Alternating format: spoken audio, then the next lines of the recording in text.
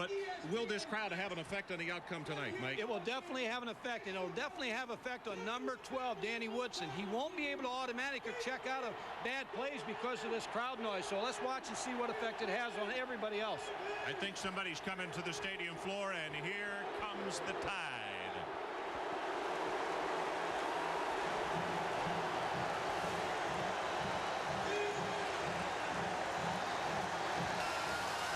And welcome to the Florida Gators of 1991.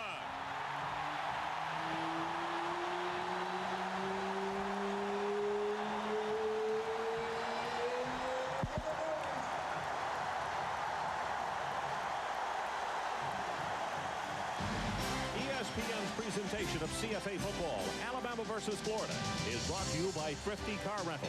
Because it's your money, call 1-800-for-CARS or your travel consultant.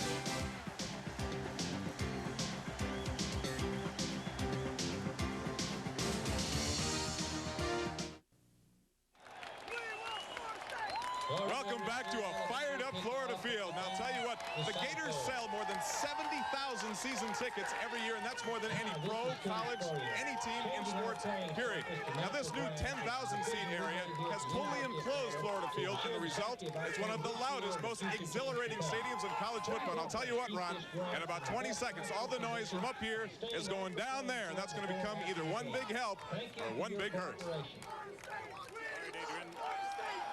This has always been an extremely loud stadium, but now that that end of the stadium to the north has been closed in, it's almost like the sound gets in here and it bounces back and forth. The series history. They have played but 23 times. Florida 0-6 versus Alabama here. Also, remember, they lost twice in Jacksonville, so the Crimson Tide 8-0 in the state of Florida. But last year, Gators won it. That game was at Tuscaloosa. Rain, if you saw the tees earlier this afternoon, rain started at just after 5 o'clock. As you look at Cole, who is teeing the ball up at the 35. It subsided after some sprinkles of about 20 minutes, and then the range came hard for about an hour. But this field, which is natural turf, it was converted back to natural turf 2 years ago, drains extremely well, and Mike will be very anxious to see what kind of slippage, if any, we get from the teams. 81, Monty Duncan. Harrison Houston was 84. You looked at a moment ago. Both teams 1-0. The opener of the Southeastern Conference for two teams that have figured to be very much in the hunt. Florida, a preseason pick by many, and Alabama picked anywhere from 3 to 5 in the preseason prognostications in the Southeastern Conference.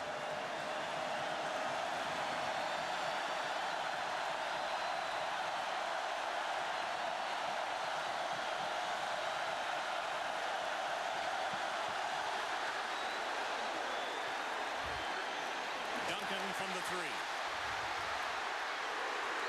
Hit down hard at the 17-yard line. And now for the Energizer starting lineups for the Florida Gators. The SEC Player of the Year, Shane Matthews. He's only a junior. He'll direct the attack. Two very good running backs. The wide receivers, very good and very active. Trey Everett is the man to watch. Anybody named Ezekiel has to be fast. And up front on the offensive line, Cal Dixon, an All-American, also an academic All-American.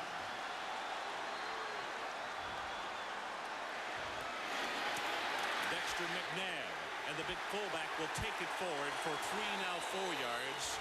And Derek Oden, the right inside linebacker, is there to make the hit. Let's check the lineups defensively for the Crimson Tide. Robert Stewart has been having lower back problems. They have to have him at 100% tonight. John Sullins opened up with an interception and 9 tackles last week. He's a very good one. And in the secondary, keep an eye on McMillan. Excellent at man-to-man coverage.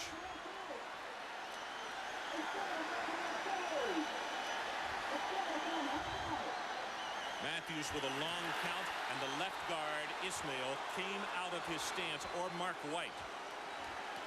So rather than the gain of 3, it will be erased. And it looks like White is the one who moved. Ron, a key for Florida. Before the ball is snapped, we have a violation. Is on first down. Must pick up 4 yards or more to try to keep Alabama out of nickel and dime schemes that they do so well under defensive coordinator Bill Oliver. Well, you talked off the top of the telecast of the importance of first down. Pressure up the middle as they set the screen. Matthews will be knocked down at the 1-yard line. Stewart came raging through, and I think we know very quickly the situation with his back. That is a loss of 14 and very close to a safety. When you watch this replay, here's the matchup. Robert Stewart just gets right by. He probably there was supposed to be some help because it was a screen. But Alabama brought in 6 defensive backs on that play. It was a screen setup. Robert Stewart, there was just a 3-man rush. Had to be a broken assignment. So it is third down. And for the Gators, they need the 27.5.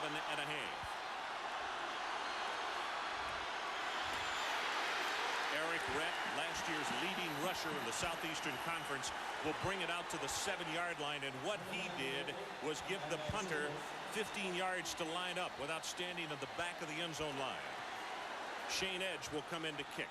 He punted 5 times last week for an average of 45.2. His longest, 62, and right now he needs his longest. As you look at a young fella that is going to be as exciting as anyone in the Southeast for a while, David Palmer. Young freshman who was really exciting last week in the opening game versus Temple.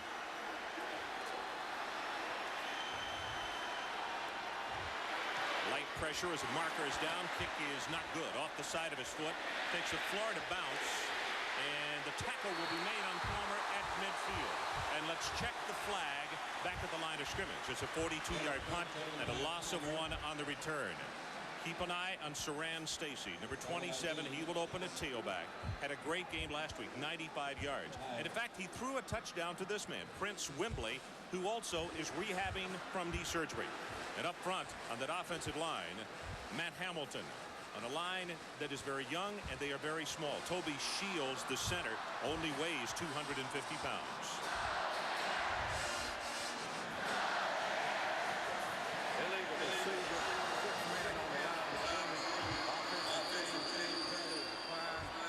Jimmy Harper, one of the veteran officials and a very good one in the Southeastern Conference, our referee tonight. And you can hear from his call, Florida with only 6 men at the line of scrimmage. Bama refused.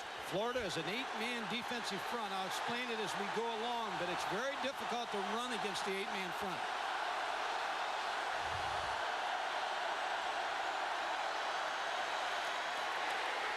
Woodson under some heavy heat, and they meet behind the line of scrimmage. Tony McCoy, number 71, is there, and the pressure led by Mike Bradley. Here are the starters for the Gators tonight on defense. He's an All-American, All-Academic. Brad Culpepper, 3rd generation Florida Gator athlete. Ephesians Bartley, you remember the name well. Last year he was the Bandit. Now they have moved him to Gatorback. And Larry Kennedy in the secondary, part of a veteran group. Started off at Ohio State, Prop 48, transferred to Florida. Saran Stacy, first carry of the night, he will lose 1. Brad Culpepper, the all-everything we were just talking about.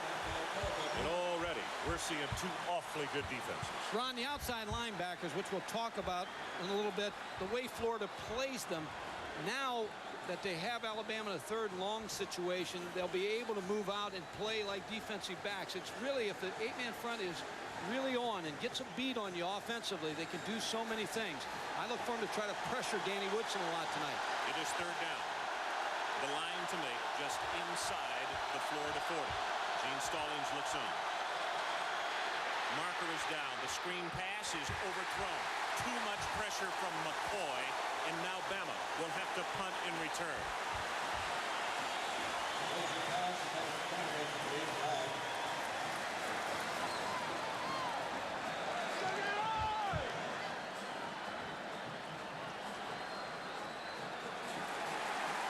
Procedure call.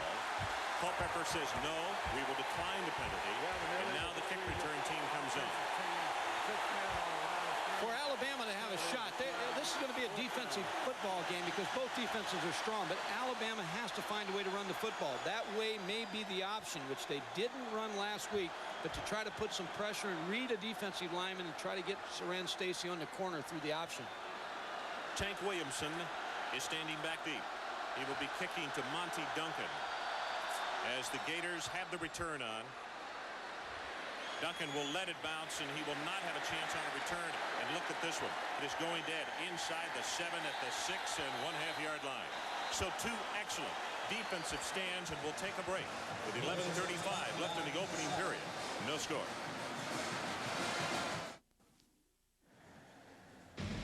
ESPN's presentation of CFA football, Alabama versus Florida, is brought to you by Isuzu. For features, styling, and price, there's no comparison. Welcome back to Florida Field. Alabama 3 plays 5 yards. Florida 3 plays 6 yards. And the Gators do not have real good field position to open it up as they go with the rep. Great second and third effort. He'll fight his way out to the 9. Last year, 845 yards rushing. He was the leading ball carrier in the Southeastern Conference. And now, Mike, talk about the situation of first down. First down is very important for Florida because if they're held and have 2nd and 7 or 2nd and 8 like they have right now, it gives Alabama so many opportunities to do so many things to Steve Spurrier's offense. A moment ago, the play that almost cost them a safety. They tried to set up the screen, and someone had grabbed the running back coming through. Very good defense by Bama. Matthews going to put it up on top. He is got it complete. Trey Everett down at the 35 by Langham.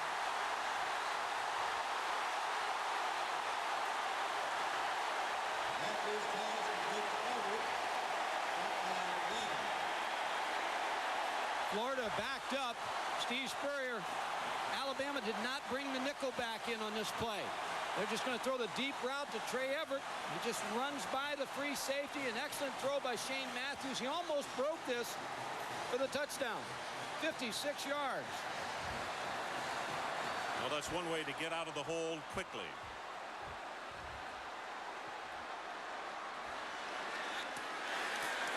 Matthews this time with the 3-step drop, and that one incomplete. Alonzo Sullivan, a senior from Largo, Florida, was the man that he was looking for. Ron, here comes the 2 extra defensive backs in now. Now Alabama on that 2nd and 8 stayed with their regular defense. Steve Spurrier then checked off and went to the pass. Now you have 6 defensive backs on the field for Alabama. They'll match up with the running backs. The running backs for Florida are excellent pass receivers. They run good routes, and they're always involved in the passing game. Levinsky Hall and Charles Gardner are the 2 extra backs that Mike was talking about who just checked in. Matthews trying to get away from Stewart, and he will be roughed out of bounds by Stewart. Oh, I'll tell you, for a big guy, there is a reason that he runs that well, though. When he came to Alabama, he was, in fact, a running back. He has run a 4.6 40. Now he is 6 feet, just a little over, and weighs 270 pounds. Probably when they brought him to school, they gave him number 34 and then didn't want to take it away from him because he is such an outstanding player. When you play 6 defensive backs, as Alabama did, there wasn't much open last play for Shane Matthews. Third down. The line to make the 25.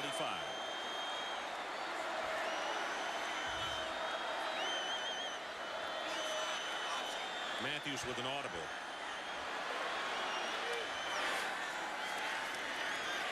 Pressure up the middle. Ball is intercepted at the 14-yard line. That's George Teague, and he will be tackled by Shane Matthews at the 40-yard line.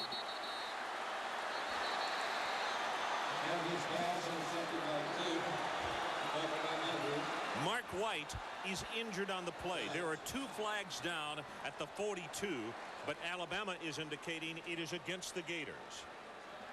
Ron watch this defensive backfield for Alabama. 6 defensive backs in the game. First down may become the best throwing down that Florida has. Here's Shane Matthews throwing the football up the field. His receiver fell down. Good interception by George Teague. But again, Florida must do a better job on first down. That's their key down. Alabama has done such a great job with the nickel and dime coverage that Bill Oliver, the defensive coordinator, you see all the DBs running around there in the secondary. But if you do get good yardage on first down, you keep those DBs on the sideline with Coach Stallings.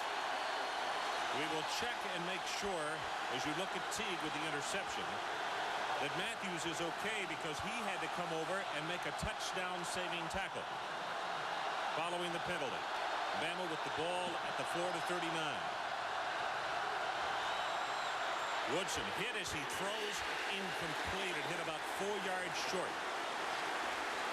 Prince Wembley is who he wanted. Tim Pauk, number 99, a senior All-Southeastern Conference last year out of Miami, was the man making the play defensively. Watch Tim Pauk, number 99, on a blitz coming after Danny Woodson.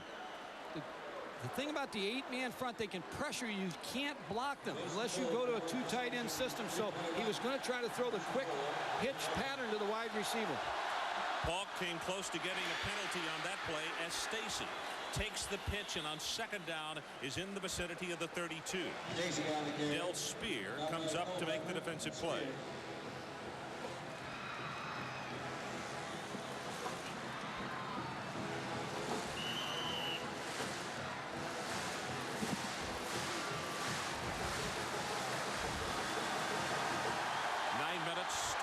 Seconds left in this opening quarter. Alabama with the deepest penetration for them in the night as Stacy. Markers go down and he has the first down at the 29. Culpepper is there defensively. Last year, Ron, at the game at Alabama ran to their weak side against Florida with some success. Illegal formation, offense, 6 men on the line of scrimmage. Jimmy Harper calls procedure. And Mike, I think between jitters and the noise of the crowd, I think both teams are bothered by the atmosphere right now. It's that kind of start right now. Gene Stallings knows his defense must carry his team in the early part of the schedule till his offense matures. They're a young offensive team. Danny Woodson's an inexperienced quarterback. I look for Florida at this point with this many yards to go for first down, just to heat him up every time they can with a blitz. Carlton Miles comes out. Ed Robinson replaces him at inside linebacker, number 41. Flag goes down, and 5 more yards will be stepped off. Boy, the chatter is already going on. That time it was Mike Brandon. Dead ball, illegal movement, offensive line. Procedure against Alabama. And the Tide a moment ago appeared to have the first down. And right now, they have lost a total of about 13.5 yards. The offensive tackle, the right side, they moved John Stevenson's a freshman, a true freshman.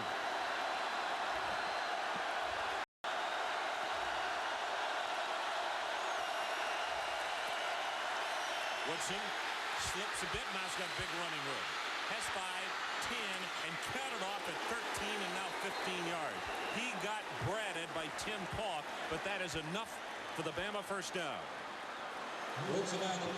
Florida with just a 4-man rush on this play. This is what Danny Woodson, such a good athlete. You see him drop back to pass.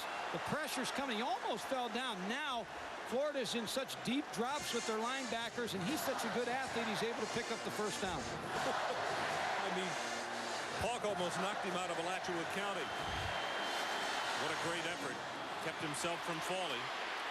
Saran Stacy will take it for 3 to the 25.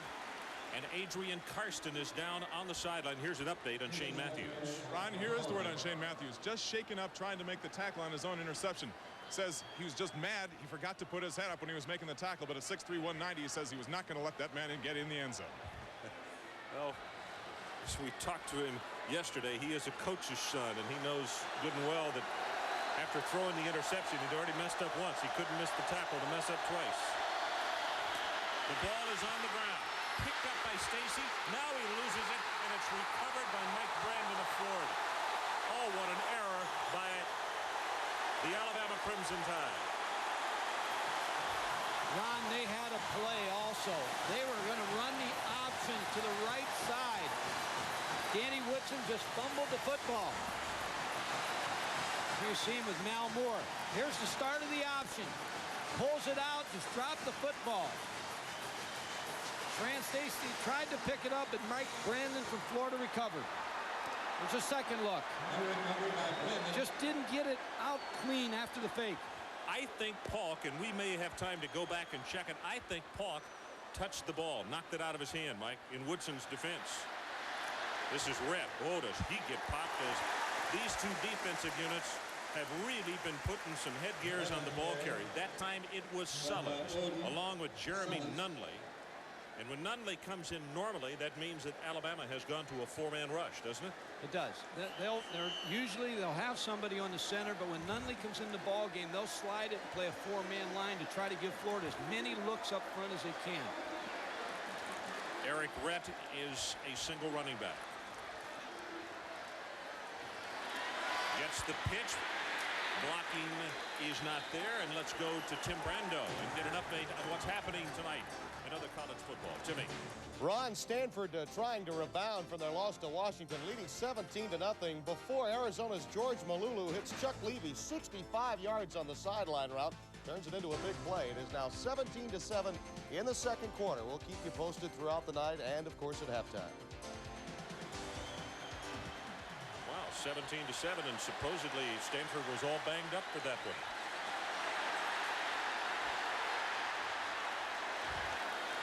Florida goes to a shotgun formation. Matthews incomplete, and Dexter McNabb wants a flag. There's not going to be one. Number 11, Hall, was all over him, and Robert Stewart was coming up the middle with the pressure.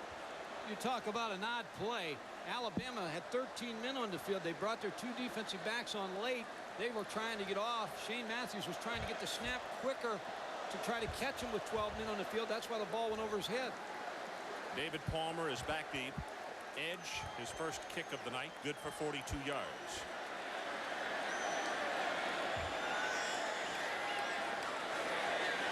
They come after him. This is an end over end, and Palmer should have a chance to return. Now takes an Alabama bounce, and they will touch it dead at the 27. No score. Let's take a break. 6:17 left in this opening quarter.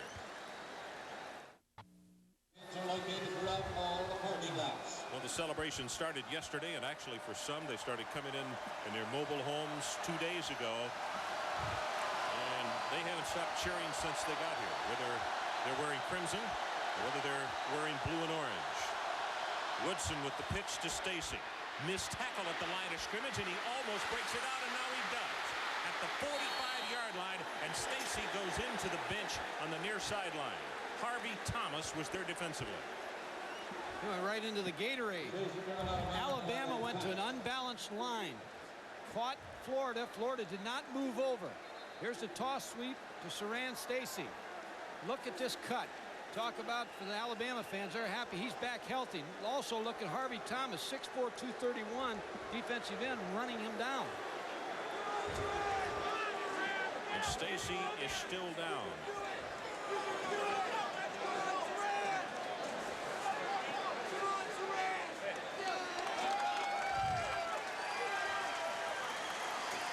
Here you'll see from the end zone. See the unbalanced line, only two linemen to the left. Florida did not move over. Here's the cut back. Ran right out of a tackle, and then Harvey Thomas knocks him out of bounds. Little extra push. But they avoided the flag. Carlton Miles is the man who was sitting right in the hold, number 31, and he missed the tackle. And as you might imagine, Coach Stallings is not very happy over the fact that a flag was not thrown. Derek Lassick, a junior from Haverstraw, New York, number 25, comes in at tailback. Pitch goes to him. Virtually the same play, and he has the first down. A gain of 10 as Carlton Miles is called on to make the tackle. And an Alabama offensive line that had struggled a little bit last week looks very good right now, Mike. The exact same play, the exact same formation. Unbalanced line, you get the extra blocker to the point of attack. Florida will make an adjustment to try to stop that by moving their defense over one man. Martin Houston is in the game at fullback. He's replacing Kevin Turner. Martin is a junior from Center, Alabama, 5'10", 235 pounds. Lassett breaks off one, tries to scramble out of another, and on two very impressive carries, he is down to the Florida 37-yard line. Carlton Miles again has to make the tackle. Here you see Derek Lassett on just a sprint draw play. Lead blocker Kevin Turner opens up, missed tackle, picks up 7 yards. Ron, I really believe Florida just is caught a little bit right now defensively. The two plays that they ran the unbalanced line has thrown them off a little. You know what? Saran Stacy is back in the ballgame. My impression, though, after those two runs, is Lassett right now is a step quicker than Saran Stacy. He hit the hole quicker, Mike. You may be right. Saran Stacy is such a powerful runner. He ran right out of that tackle. Another play here, they ran the unbalanced line, but they put it on the left side this time. Saran Stacy, outstanding player, Ron. So it's going to be a third down, and they need to cross the 34-yard line of Florida to continue this drive and keep it alive. And in fact, if they don't, they're going to wind up having to punt, because that would be 50-plus on a field goal attempt. What has to drive the offensive coach is crazy. They have a nice drive going, and they drop the snap from center. They just make a lot of mistakes because of youth.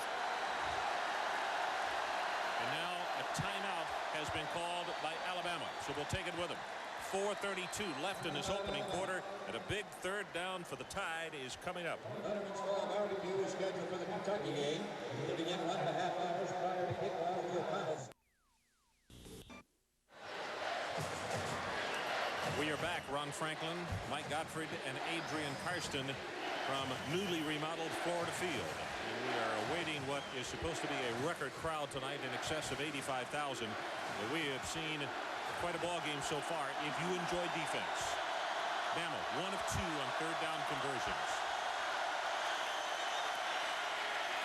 Woodson rolls it, gets by a tackle, has a man open, and it's thrown out of bounds.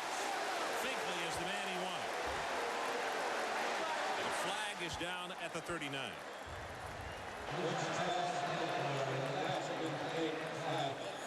Defensive team. Wow. Break for Alabama. They ran the sprint out pass to the formation side. Danny Woodson would have been better off just keeping that ball and trying to pick up the first down running. They had good coverage on Donnie Finkley. But now they're in great shape. Offsides against the defense. And that is going to be very close to, if not giving Alabama the first down. The co-defending national champion Georgia Tech takes on Virginia. Live college football Thursday night at 8 o'clock. Third down. Offside. Defense. That's this coming Thursday night. Georgia Tech and Virginia. Right here on ESPN. This It'll be a great play to run the option on third real short with Danny Woodson to try to put the ball in his hands again. Either that or give it to Saran Stacy.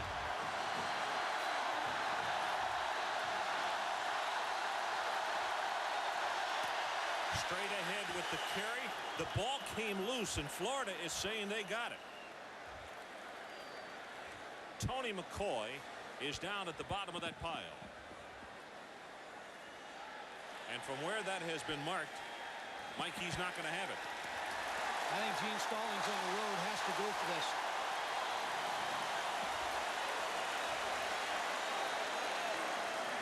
It's not a field goal situation.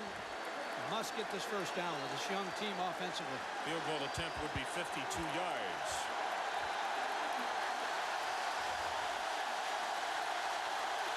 Probably the same play.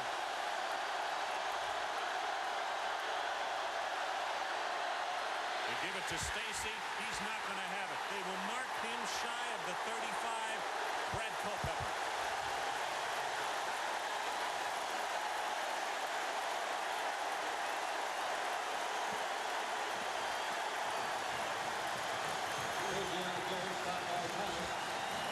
Alabama took the ball off the line of scrimmage, gave it to Saran Stacy. Brad Culpepper made penetration, was able to make the play in the backfield. Gene Stallings was just telling Danny Woodson, settle down. You know, we're dropping the ball too much on the exchange. We're not as crisp as we need to be.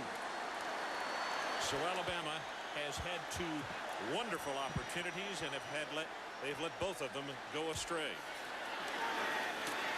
One on a fumble.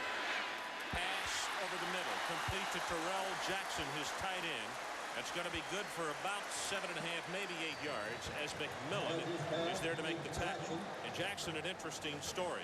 He is converted from a fullback. In fact, the backup tight end, Charlie Dean, was a linebacker and a fullback before they moved him to tight end. Ron, I like that call on first down because that's the time to throw the football, and play action's the way to do it because you hold the linebackers and you slow down the rush with the play action pass.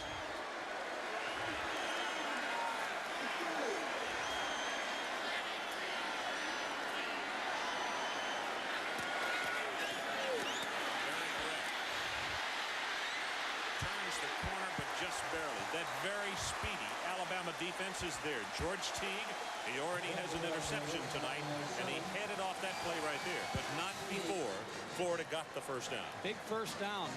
Need to get something started offensively. Their defense is playing well. They've had poor field position defensively, and they've responded by holding Alabama. Alabama's made some mistakes that help them. First down again, good play action pass down.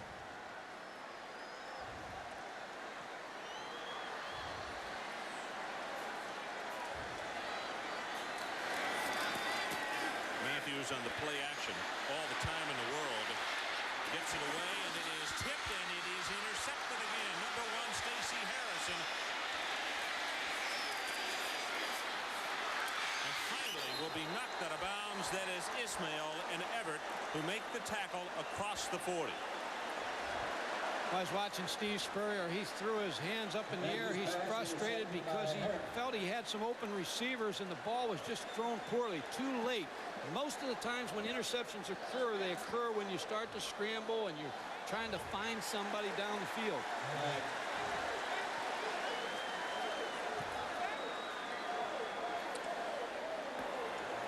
During the run back, Clippins, white team, white ball, 1st and 10. Here's the defensive backfield of Alabama, just funneling everything inside. The play is open coming across the middle, but Shane Matthews takes a little bit longer, forces the ball in, it's tipped, and there's the interception. Well, there's your clip right there. 56 White makes the hit from behind, and that's the reason for the penalty. That's Derek Oden who made the push from behind. And the numbers on Shane Matthews right now, 2 of 6 with 2 interceptions for 66 yards.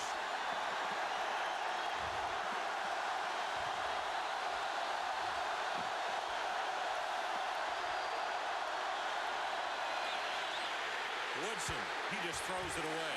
Really had no choice. He was being destroyed as Pauk, number 99, and 98 Harvey Thomas were just making a sandwich out of him. You have to feel for Danny Woodson. The pressure's coming from the outside. Myrick Anderson, watch this. He gets a little piece of it, and then inside pressure comes also. He didn't really even have a chance to set up. Very dangerous to even let the ball go. No score if you just joined us. 2 minutes, 10 seconds left to play, first period.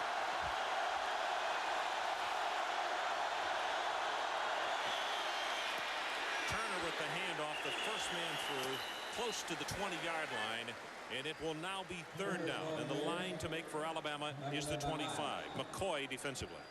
It's interesting when you coach and you have a young quarterback, and as I say, Danny Woodson is a senior, but very limited experience. He's 6'3", 220, outstanding athlete from Mobile, Alabama.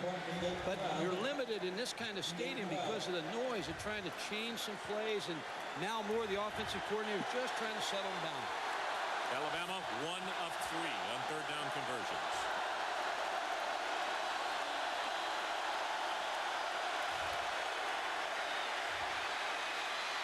Woodson drills it, has it complete at the 35-yard line. Good for the first down. And he put that one right on the money to Prince Wimbley. Danny Woodson did a great job of staying in the pocket here. Here you see him set up. He's going to throw the curl route to Prince Wimbley. You'll see him come into the screen right here. Florida did not pressure that time. They went back and played good zone defense. Curl was there. Good first down and a good throw by Danny Woodson. About to go under 1 minute. this opening quarter. Sharon Stacy, great sidestep, makes another good move. And Myrick Anderson finally will make the hit on him, but not before he has gained 9 yards. Well, Sharon Stacy does a nice job of reading the blocks of his offensive line. Here he gets the ball in the sprint draw. There's the first cut because Florida had penetration. Spins. Finally, the tackle's made. Pretty good gain. Barger with a really good block in the play. You could see number 62 that he made the hard cutoff of. Barger, a sophomore out of Birmingham.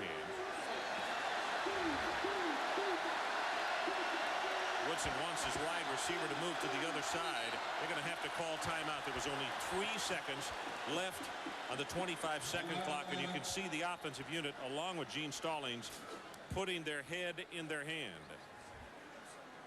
Sometimes you just try to get out what you can get out. Again, when you've got a starting freshman tackle, John Stevenson, you got a freshman wide receiver in there, David Palmer, you got an inexperienced quarterback. Again, you're just trying to do what you do best, not make any big mistakes because your defense is so strong. Well, Alabama has had 2 great opportunities. You look at the defensive rankings for 1990. Clemson leading the nation, then Ball State. Alabama number 3. And you know, we should make mention Central Michigan, who knocked off Michigan State today. They were number 4 in the nation. They won the MAC last year. So for people that are saying, how in the world did that happen? It won because Central Michigan has some pretty doggone good players. Well, Ron, there's a key in football. If you can run the football, you have a chance to win. If you can stop the run, you have a chance to win. And your chances just keep increasing because of the ability to stop and be able to run the football. Central Michigan, that does not surprise me today. You know something else? We all get caught up in a thing of Florida and their offense. They have been in the top 5 in defense for the past 3 years. They play some good stuff themselves.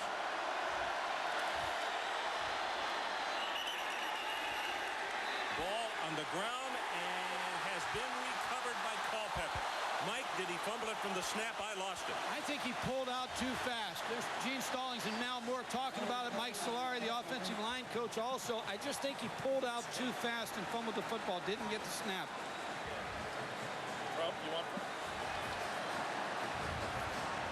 What he's trying to say to him is that as I watched him trying to show his hand there, he said the ball hit too high on my hand. He just hopped right out of there. And as the guard started to move, as usual, what happens, he get kicked around a little bit. That is 3 fumbles for Alabama tonight. They have lost 2.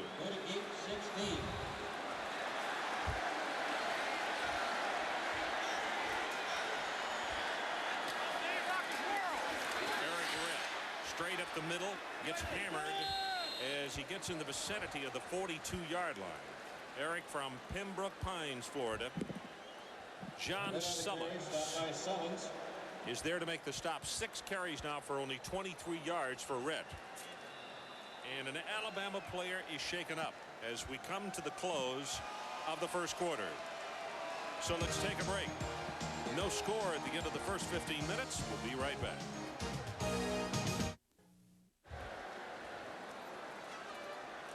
Well, we just talked about defense toward the end of that quarter, and both defenses in that first 15 minutes played extremely good football. But Florida with a good opportunity now from the 42. Matthews with the screen has to throw it away, and he got knocked all the way back to the 35-yard line as John Copeland was coming through. Here's Oden. He was injured just a moment ago. Derek Oden, a junior from Tuscaloosa, the second leading tackler on this team in 1990. Mike, you talk about even. We have no scores. 76 total yards for each team in the opening quarter. Great defensive effort by both defenses.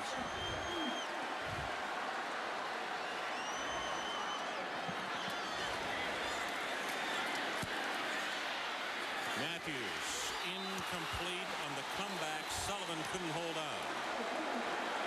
Langham played him tough. You know, in coaching, sometimes you get matchups. Bill Oliver, the defensive coordinators, went against Steve Spurrier when Steve was at Duke. Bill Oliver was the coordinator at Clemson. Then they went to USFL together.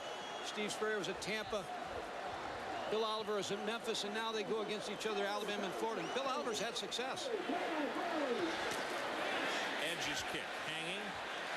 Will bound at the 5 and goes into the end zone. 42 yards in the kick, and Alabama will get it at the 20-yard line. Well, don't forget baseball. This is what the pennant chase looks like right now. Boston 4.5 behind Toronto, then Detroit 6 off the pace. Two of baseball's best hitters slug it out with the Boston Red Sox pay a visit to the house that Ruth built. Don Mattingly and Boggs among the AL batting leaders. Boggs trying to win his 6th batting title. His Red Sox are in the chase for that East flag.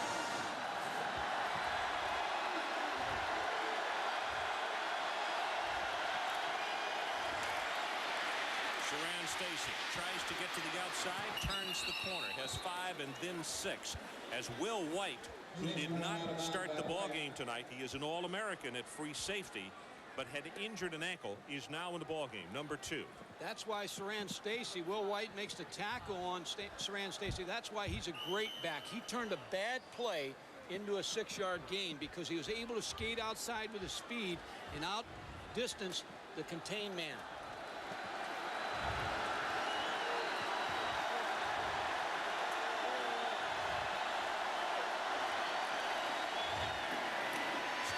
Again looks for some running room, has 1, then 2.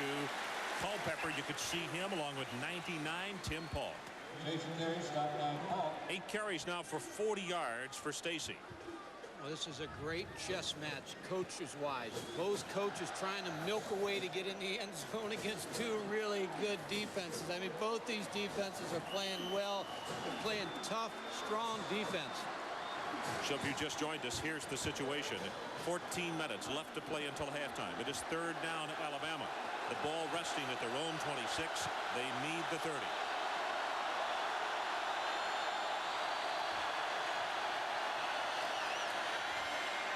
Woodson's pass incomplete. He wasn't even close to Derek Warren, his junior tight end, and a flag is down in the backfield at the 20. They brought 8 people on that blitz on Danny Woodson in a passing situation. Have a face mask, defensive, unintentional, 5 yards. It is not an automatic first down. It is not an automatic first down. That's a 3-step drop by Danny Woodson. And still the pressure almost got to him. You could see the player come by. The 5-yard is incidental, does not carry the first down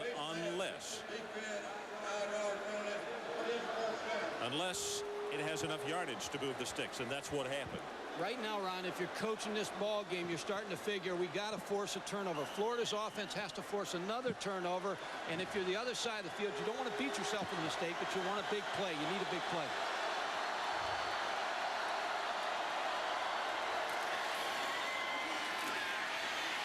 Woodson with play action now will run it, and he pays the price. That's Paul.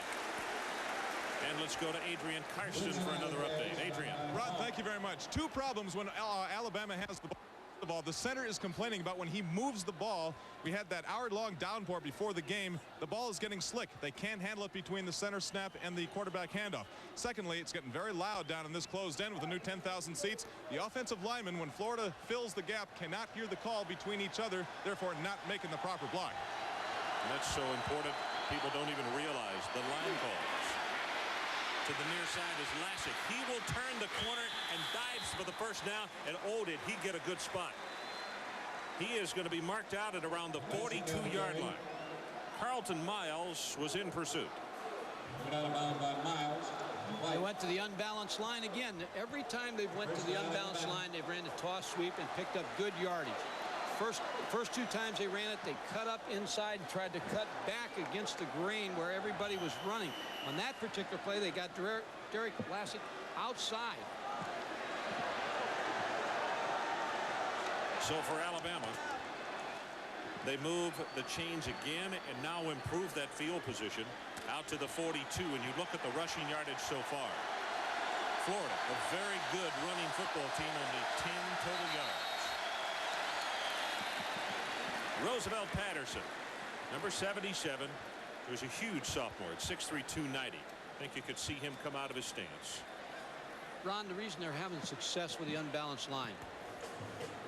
Dead ball. False start. Offense. When you play against an 8-man front team, it's balanced. There's 4 on one side, 4 on the other. When you move to an unbalanced line, you pick up the extra blocker to that side, and that's what Alabama's doing so effectively right now. Now, Florida eventually will move over one man to compensate for that.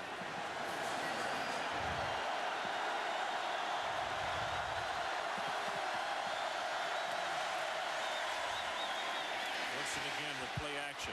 Over the middle, has a man wide open, and I'm telling you, Warren had the ball thrown behind him.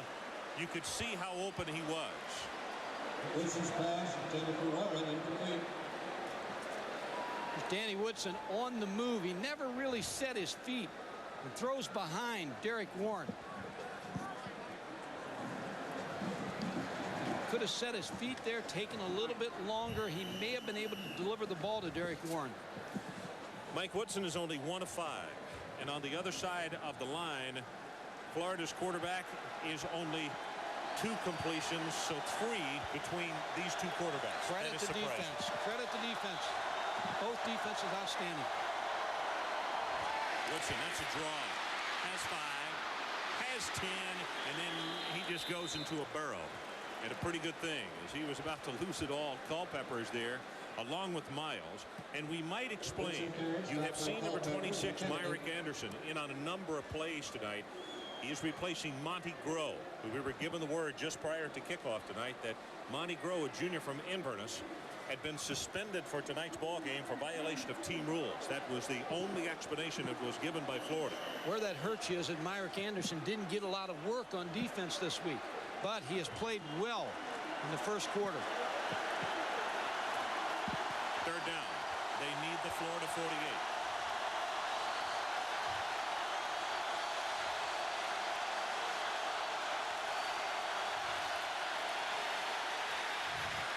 It is complete for the first down. It's Wembley at the 47-yard line. Woodson's pass complete to Wembley. Woodson had Brandon and also Fee Bartley coming all over it. That tells you what a good athlete Danny Woodson is. Under pressure, he was backing up when he threw the football. He didn't get any of his legs or hips underneath him. It was all arm to avoid the blitz. McCoy comes back into the lineup, number 71 for the Florida Gators. Very good pass rush from him. Alabama 4.5 on first down. Florida, you could see 1.5 for them as the pitch comes to Stacy, loses the ball, and Florida has recovered.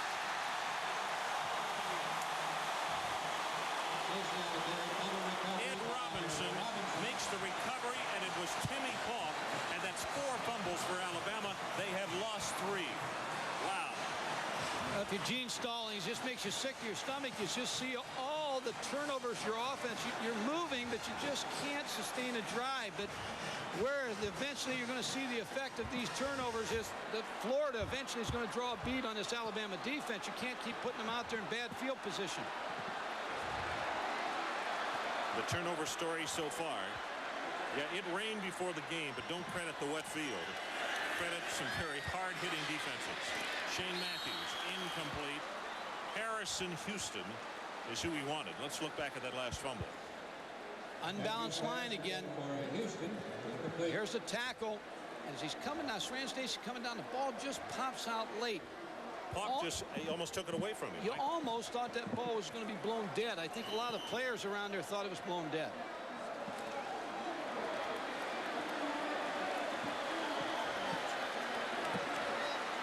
Eric Rett, a single setback.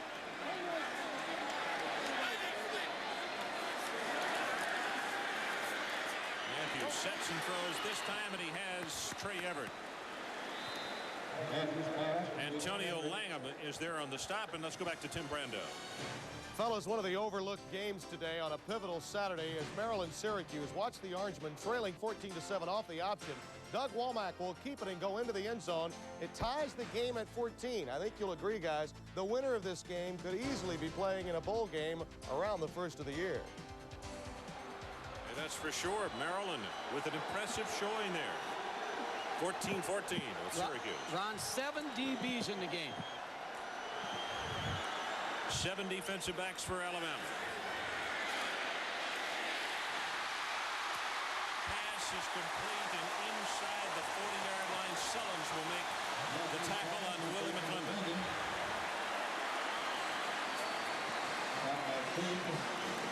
Shane Matthews does an excellent job against the 7 DBs. You see all the defensive backs in this play.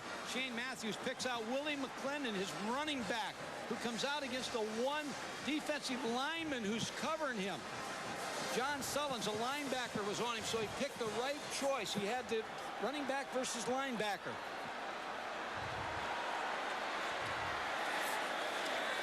Fake it to McClendon. Receivers just stop moving. He finally throws it, and it's complete at the 30 to Harrison Houston. Good receivers know you can't wind up with your feet in concrete. You got to help your quarterback out. Watch the coverage of Alabama. They're in with a regular defense now. Just four defensive backs. Still very good coverage. You see over the middle, there's a receiver open, but Shane Matthews pulls it down. Now the receiver should run with Shane Matthews, redirect their routes to try to help him. Matthews 5 of 12, 2 interceptions, 92 yards. McClendon, hit at the line of scrimmage. Good heavens, you could hear the headgears. Michael Rogers, one of the first men to get there, and also Antonio London. The running backs make this system go for Steve Spurrier. Watch the linebackers here. Michael Rogers reads the draw, just comes up and makes the play on Willie McClendon. What Steve Spurrier likes to do, Ron, is create a mirage. In other words, everybody talks about his pass offense, but if you look at his numbers, he runs just as much as he passes, and he'd rather run, but he wants everybody to think, I throw the football, and he does do it very well, but he also runs the football very, very effectively. Doesn't miss it by much. 3rd down. Both tight ends come into the ball game. Terrell Jackson and also 86 Charlie Dean.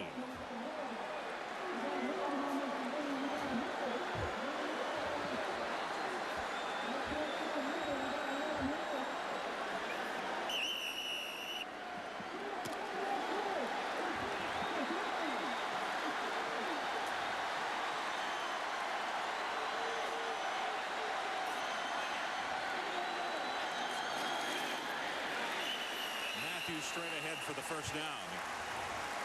Behind the block of Cal Dixon, the senior out of Merritt Island, Florida.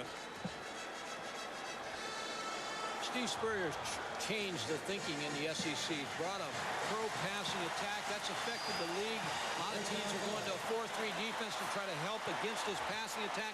He also brings the 8-man front into the league, which is good run defense. And most of the teams in the SEC are eye-oriented teams, which means they're going to run the football. So he has really made an effect on this league in the short time he's been in it. Still no score. You can see the clock running down. 9:20 left until halftime.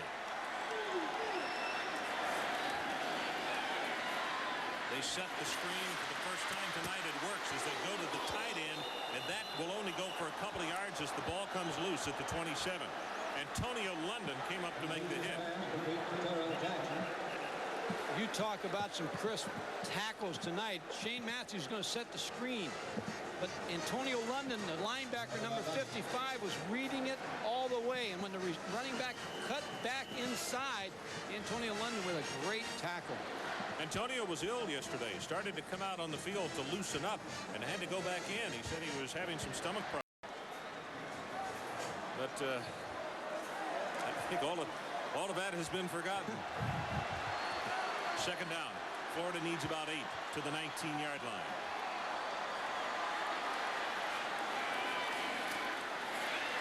Matthews going to go long. In the end zone, no flag, and feet got tangled as he wanted Monty Duncan.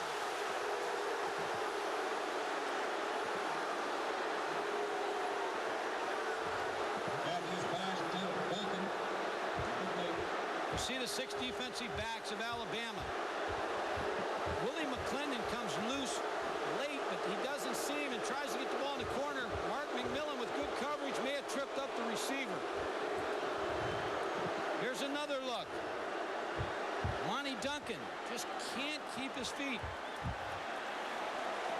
The feet did get tangled, and it was McMillan who tangled him with him. Most of the times the official will not throw a flag under those circumstances.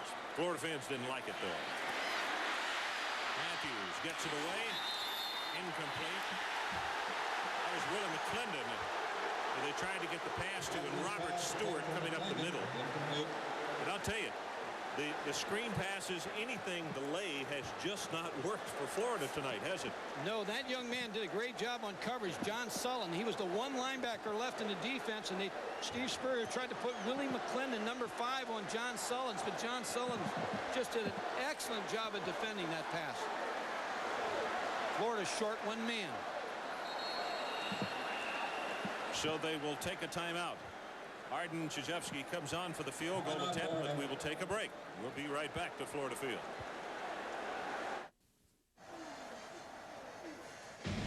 ESPN's presentation of CFA football, Alabama versus Florida, is brought to you by your Toyota dealers and their quality line of cars and trucks. Toyota, I love what you do for me. 7:59 left to play until halftime. Arden Krzyzewski now moving forward to attempt a field goal. Let's see where they're going to place it down. It looks like at about the 34-yard line. His longest was 47 against Auburn last year.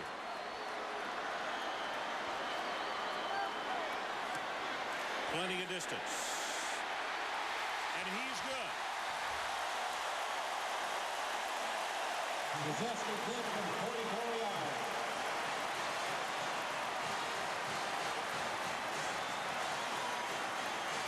Krzyzewski, 15 of 19 last year, 23 of 27 on his career. Very consistent. Let's go back to Tim Brando.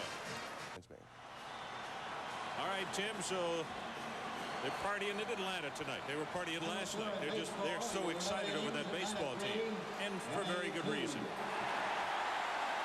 They have started a small celebration of shorts here at Florida Field, 3-0 as you look at Palmer, number 2. David, a freshman from Birmingham. Derek Gossett and Chris Anderson, so back in a triple safety, but it'll come to Palmer at the 9. Great coverage by Florida on the special teams. Pete Archie leads the attack on the special teams and stops him short of the 20. So let's take a break. 7:48 left until halftime. Florida by a field goal. Arden Krzyzewski with a 44-yarder just moments ago, and that is the difference in this ball game as Florida leads 3-0.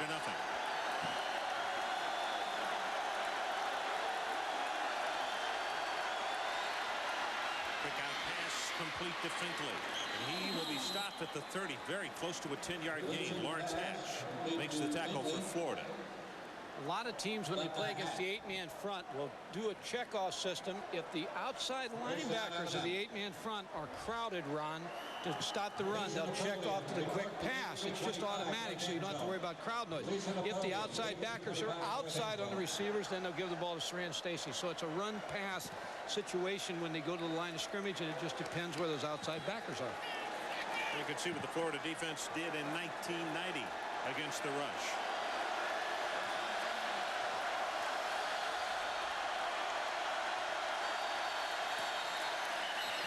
Flag comes down, and it's going to be delay of game as Tim Paulk burst through.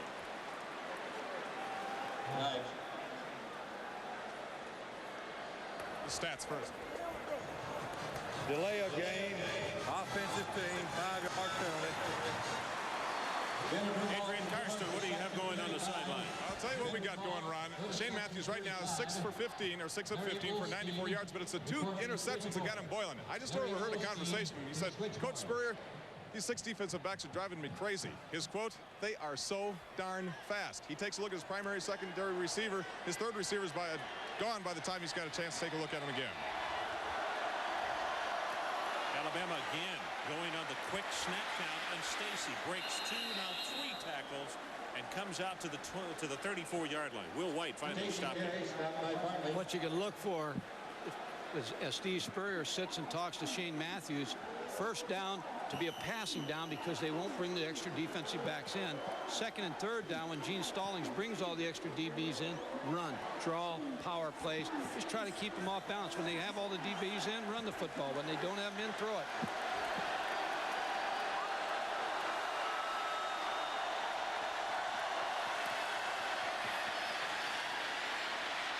Woodson's pass is caught by Finkley at the 47. Woodson pass, complete to Finkley. There's Brad Culpepper, the outstanding defensive lineman. Good block by William Barger, number 62. Good protection. Now, Danny Woodson's making some good plays. Here he hits Donnie Finkley. Again, inexperience. There's no substitute for experience, and Danny Woodson will continue to become better. Again, they go with the quick count. Look at the fumble in the air. And the ball is down at the 45-yard line. That was Steve Bartley. And I would remind you, just 1 year ago, at the hit he made on LSU's Todd Kinchin right here in this same stadium that just hushed everybody. Wow. 5 Alabama fumbles. They had lost 3. They got that one, and Bartley looks as though he shook himself up with the hit. Those fumbles cause the coach who's calling plays a lot of problems. Also because he tries to call plays to settle this team down, but he's also trying to call plays to score. But 5 fumbles. Just look where that ball popped all the way out because the defensive man put his helmet on the football. Good thing that George Wilson was alert, and the big left guard made the recovery. Fee Bartley is still down, and in fact, Mike, this is very close to the part of the field, except it was a little bit closer to the hash mark where he hit Kinchin and knocked him cold last year. Just saw Ron Zook, the defensive coordinator, on the side of the field. He coached for me at Murray State in Kentucky, at Cincinnati, and at the University of Kansas. He's an outstanding coach.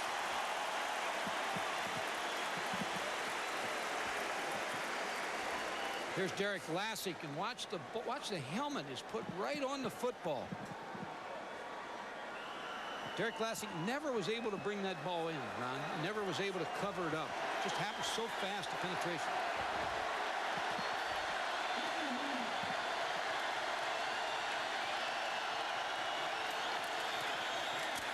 Pressure up the middle. Flag goes down and incomplete. See if there's a flag in the secondary. Carlton Miles was coming pell-mell.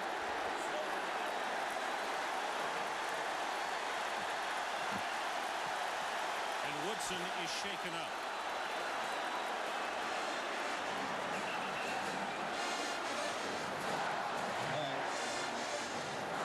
A blitz from the backside.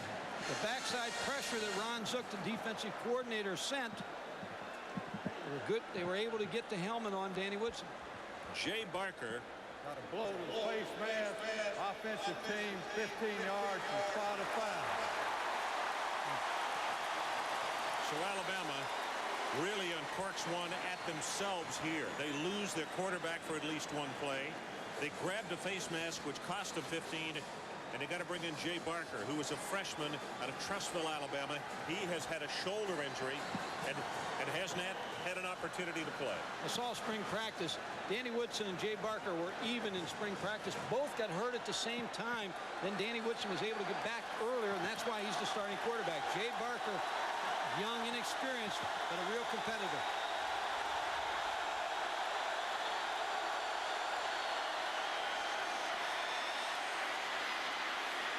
Barker cocked it to throw. Better get out of bounds, and it's Tony McCoy who will catch him from behind, but not before he brings it out to the 42-yard line and picks up 15. That's like coming in with the bases loaded, 2nd and 31.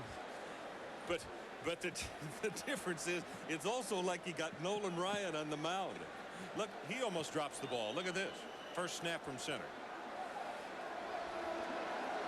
Mike, I don't know the people at home can appreciate the hitting that is going on in this ball game, but I'll tell you, this is as hard a thumping as I have seen in a long time. In fact, the only game that I can remember was the Steelers against the Oilers back in a game in the Dome in the 70s.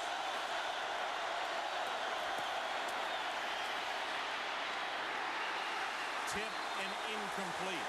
Bama will have to punt. Culpepper putting on pressure. Ron Zook, the defensive coordinator, knows he has a young quarterback in. 3rd and 16 yards. Puts pressure on with a blitz. Here's Culpepper with his hand up. Always those defensive linemen, you like to have their hands up. Beautiful driving spiral. Duncan back to the 12. And he will be stopped at the 16-yard line. 47 yards in the punt and 4 on the return. Rogers.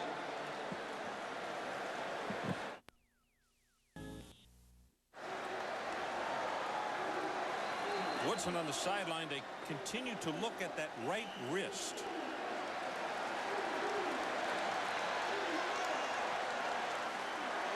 Well, Adrian will get us a report on that shortly. 5:06 left until halftime. And the pitch, they'll bring it back against the grain, and this is Rhett all the way to the 30-yard line. Let's go down to Adrian Karsten. Adrian. Ron, appears to be the wrist. It's actually his right elbow. Possible hyperextension, definitely bruised. There's also a laceration. With 15 yards on the ground and 50 yards through the air, this is not something he wants to be out of right now, but right now he doesn't have any choice. Well, he really doesn't. And particularly where they're putting that bandage, if there is a laceration, normally you get stiff, and that's not where you want to have a stiff joint if you're going to play quarterback. They ran the same play. Dawson up the middle, and they're trying to work on Alabama and their quickness and over pursuit right now, Mike. I'll tell you what they're doing. They went to a 2 tight end offense. Now they're going to balance the Alabama defense up. They're going to get a helmet on every one of those defensive players. They start the pitch one way, and then watch. Here's the 2 tight end set. Here's Eric Rhett. All of a sudden works backside. You think it's a toss front side, and he brings it backside. 2nd down at about 3. Now 8 carries, 46 yards for Rhett. Matthews, the quick pass complete to Trey Everett. And he is down at the 42. Our Toyota Leadership Award winners this week are from the University of Alabama, George Wilson. He's a junior from Bessemer. He's a member of the Gamma Beta Phi and Fellowship of Christian Athletes. Also active in speaking to local high schools. And for the University of Florida, it's Cal Dixon. He's a senior from Merritt Island, Florida. He's been named 3 times SEC All-Academic and is a member of the Goodwill Gators. Toyota pleased to donate $1,000 to each player's school general scholarship fund for their academic excellence and also community service. Right up the middle with the carry again into the 48-yard line is Rhett. Antonio London, a junior from Tullahoma, Tennessee, comes up to make the stop. I like this move by Steve Spurrier. This is the reason why. You have trouble on 1st down. You've not been able to get a lot of yards. They're able to bring the nickel and the dime defensive backs in. What do? You go to a 2 tight end offense. You get them spread out. You got 2 wide receivers to throw the football to, and you got a power running game. I think this is an excellent move by Steve Spurrier. We'll see if he gets points out of it. On a 2nd and 5. Again, the short drop, and they hit Trey Everett as the corner is playing him a little soft, and he will pick up the 1st down +5. They have to play it that way, Ron, because of the 2 tight end offense. They need help in there against the run. That's why you're going to be one-on-one on the outside. Now this, I'm sure it hasn't caught Alabama by surprise, but it's a good move by Steve Spurrier. Alabama now has to get active on defense to try to counteract this. Bill Oliver said a funny thing this week on the phone, the defensive coordinator for Alabama. He said, you forget last week's formations. We won't see those this week. That's Steve Spurrier.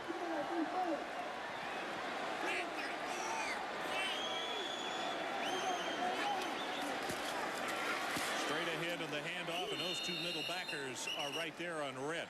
John Sellens and also Michael Rogers team up to make the hit. 90 and 52. And also you can see 94 John Copeland, the junior from Lynette, Alabama. Very tough player also. Now what Alabama has been able to do, they've now rolled both their corners up to play a 2 deep coverage to take away the quick game. Now something over the middle for Florida might have a good opportunity to be successful in the passing game. Well, Terrell Jackson, the tight end, is flexed out about 12 yards in the left.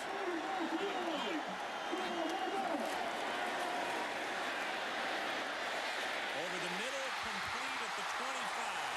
Monty Duncan. Ball comes loose, and now here comes a flag, and nope, that's a balloon. Good heavens, somebody threw an orange balloon all the way from the end zone. sign him up as a quarterback. That's a pretty good arm. You're right. And the ball recovered by Alabama. Pardon for the distraction. We're looking to see the flag, and meanwhile the fumble. They went to the 2-deep coverage and opened up over the middle for Harrison Houston. Fumbled the football, a turnover. Alabama defense. You got to credit the defense in this ball game. They've been forcing turnovers. Both defenses trying to help the offenses by forcing turnovers. Turnovers, 3 for each team. Kevin Turner brings it out in the vicinity of the 30-yard line, and Will White again will come up and make the stop. You have to give a lot of credit to the Florida coaches. They saw something. They went to a 2 tight end offense. Then you look at the Alabama coaches up here. They make their move. And I tell you, Gene Stallings and Steve Spurrier, there's Ron Zook against Mal Moore. You've got a great coaching chess game going tonight. Well, Alabama had some real good opportunities. Florida with their best of the night, and they turned the ball over. You mentioned something earlier, the hard hitting. That's had a lot to do with these turnovers. Yeah, it really has. Well, you could see it on that on the last play. I mean, that ball was not just given up because of lack of concentration. Ron, you see Steve Spurrier here. He doesn't wear headsets. He calls the offensive plays, doesn't wear headsets. My contention is the reason he doesn't do that is because he doesn't want any distractions when he's calling the offensive play. John Reese, the former quarterback here, also works, and he looks at coverages. Then he gets the word down to another coach who gives it to Steve. But Steve Spurrier is one of the few head coaches I've seen will not wear, will call the plays, but don't wear the earphones. Oh, look at here. Now he puts them on, but not when he's calling those plays. Just over a minute and a half left. Collins checking. You can see the timeouts. Alabama has 1. Florida has 2.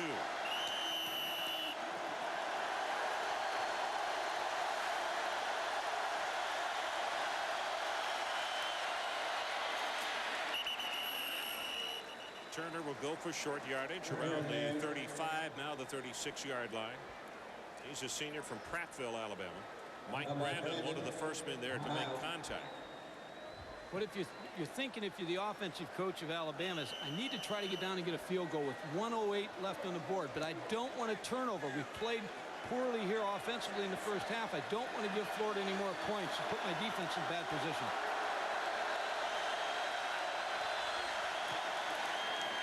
Barker on play action. Looking, and Steve Bartley knocks the ball loose. Who's got it? Bama recovers. And let me tell you what I've just been told from the sideline. Woodson will not be able to play the rest of the night because of that injury to his elbow. So Barker, who is playing with a sore shoulder and just got roughed up again, had better be comfortable with what he's got because he's got to go. Well, they dodged a bullet there on that fumble because that was just what I was talking about. Right now, if I'm Gene Stallings, 44 seconds on the board, I'm going to run a play and try to take this one to the house for halftime so I can get organized. Florida stops the clock. It will be 3rd down. 44 seconds left until halftime.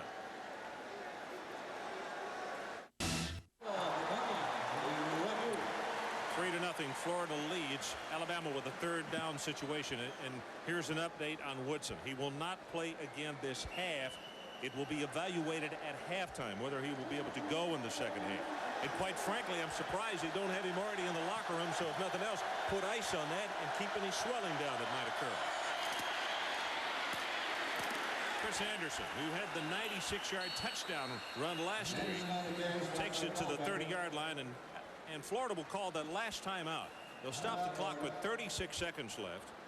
And Alabama, with the 4th down and long, will have to give the football back to them.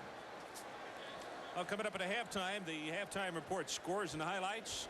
Timmy B will be there with Lee Corso. Bring you up to date on what has happened today. And in case you have been far away and didn't hear, one of the big upsets, Michigan State fell to Central Michigan today. And out west, the co-national champion Colorado Buffaloes had a string of 11 straight at home broken as the Baylor Bears upset them in a very tight ball game. It's a great thing about college athletics on any given Saturday.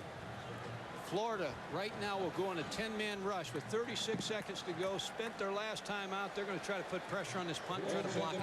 Florida works extremely hard on blocks. 4 games last year were swayed, I guess influenced or directly. In fact, they beat Alabama on a blocked punt. Special teams are excellent.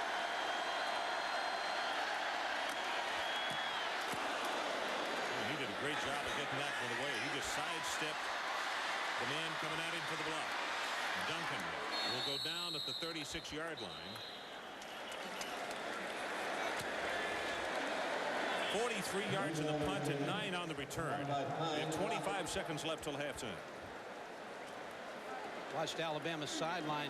Against Florida, you have to really try to measure the personnel when they come off the sideline to see what they're coming in with. But with 25 seconds to go, Alabama's bringing in 7 DBs, 6 DBs. 8 of 17, 2 interceptions, 108 yards for that man, Shane Matthews.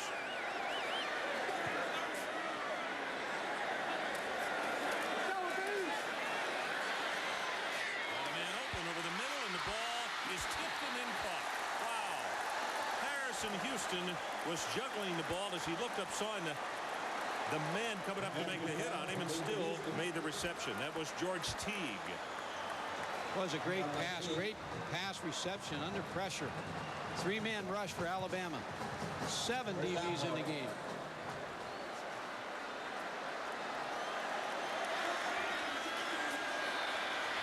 Again over the middle, it's open and is complete to Sullivan, and he will fight it forward to the 29-yard line. Matthews pass complete to Sullivan. Shane Matthews needs to kill the clock. Once the clock starts, when they move the chains, just kill it to give his field goal kicker a chance to come on the field. You see him getting set. They don't want a 5-yard penalty because that might push him out of range. This one is going to equal his longest distance anyway, and you see him stop it with 5 ticks left. So Krzyzewski, who had one a moment ago from 44, will get a chance to equal his career long of 47, I believe, on this one. With where the line of scrimmage is at the 32.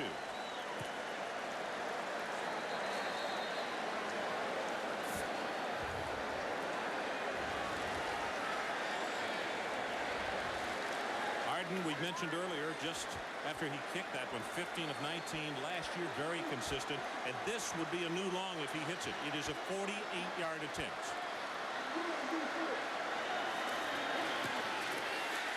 He's got the distance. And he is good.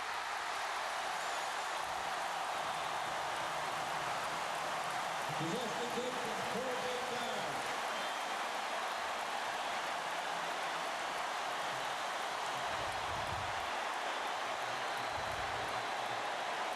It is halftime here at Florida Field. And Arden Krzyzewski has put his ball club up by 6 on field goals of 44 and now 48.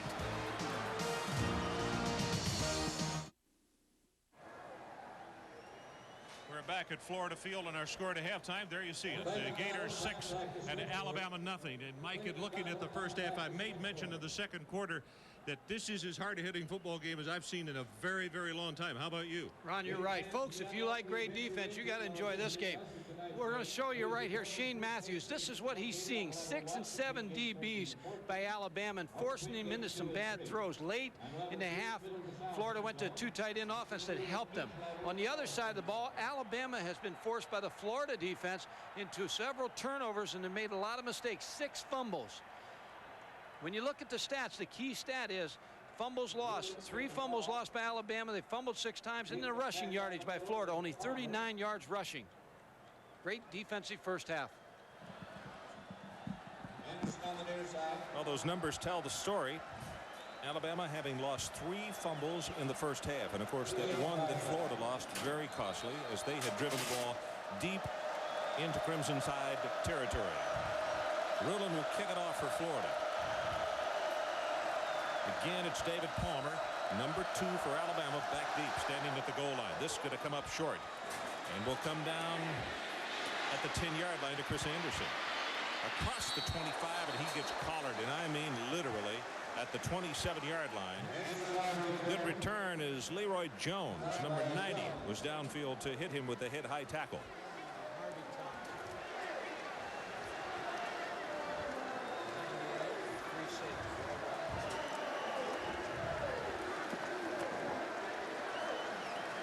And as they break the huddle to open the second half again, it will be number 7, Jay Barker, a freshman from Trussville, Alabama, who will open at quarterback, and now flags down all over the place.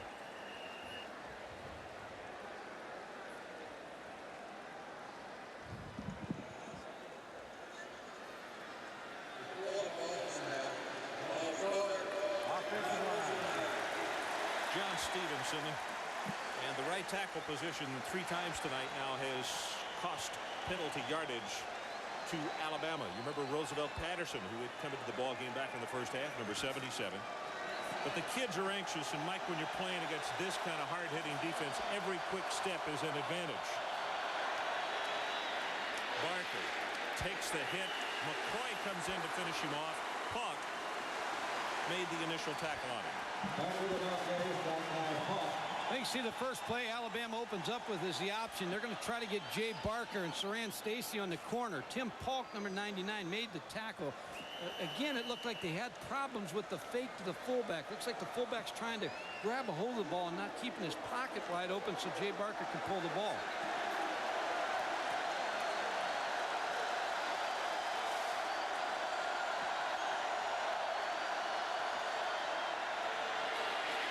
Stacy across the 30, and he's out to the 34-yard line. Now this brings up a 3rd down situation for Alabama. They'll need about 4 yards. Alabama caught Florida playing pass. Linebackers get a little depth.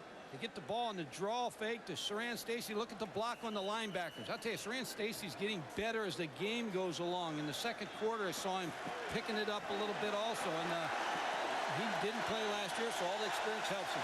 11 carries, 60 yards for him so far.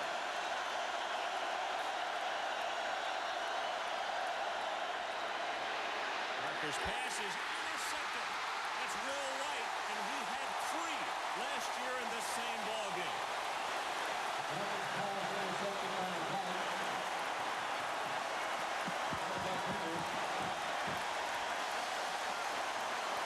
Jay Barker was trying to go to Prince Wimbley. Will White read it all the way. Was able to pick off the interception. Tried to get the ball to Derek Warren. Had Prince Wimbley in the route. Good pressure by Culpepper. Mistake by the Alabama offense. So the Gators with the first big break of the second half, and now 4 Alabama turnovers. They go with the draw play. Dexter McNabb inside the 25, and he will have a Florida first down at the 23. George Teague and Stacey Harrison, the 2 safeties for Alabama, coming up to make the stop. Ron, you'd like to have your quarterbacks like Jay Barker and Danny Woodson have a little more experience, and you really would dislike breaking them in this kind of atmosphere. But this will be good experience for them. They'll grow from this. McNabb is the only setback this time for Florida.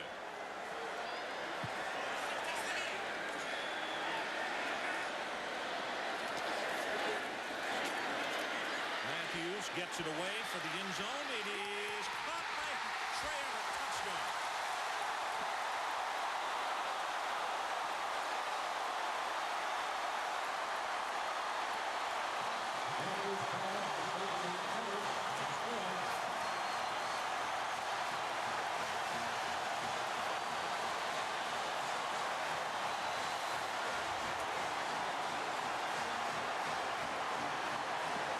Watch 24 blue. Trey Everett runs a corner route against George Teague, but I'll tell you, this is going to be great concentration to count that touchdown for the offensive line of Florida. They picked up the blitz. Also, it was poor ball recognition on the part of Teague. He never really turned around until the ball got there. Gators go for 2. Matthews all day throws it complete. Alonzo Sullivan for the 2-point conversion.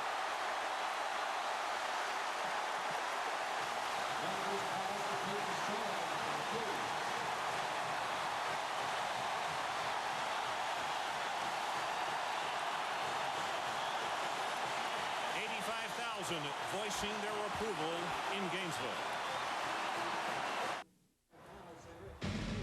ESPN's presentation of CFA football, Alabama versus Florida, is brought to you by Jeep. There's only one Jeep. By Rockports, all-terrain vehicles for your feet. Ron Franklin and Mike Gottfried, along with Adrian Karsten, Florida field. And still another turnover by Alabama. This time it has cost them a touchdown.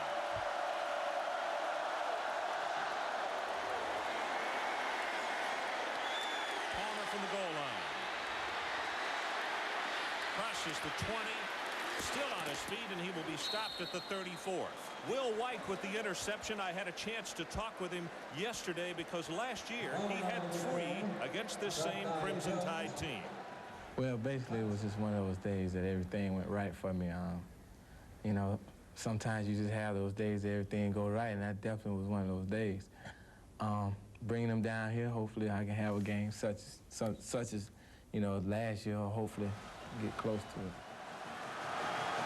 And tonight, he has made another interception, 4 now in 2 games.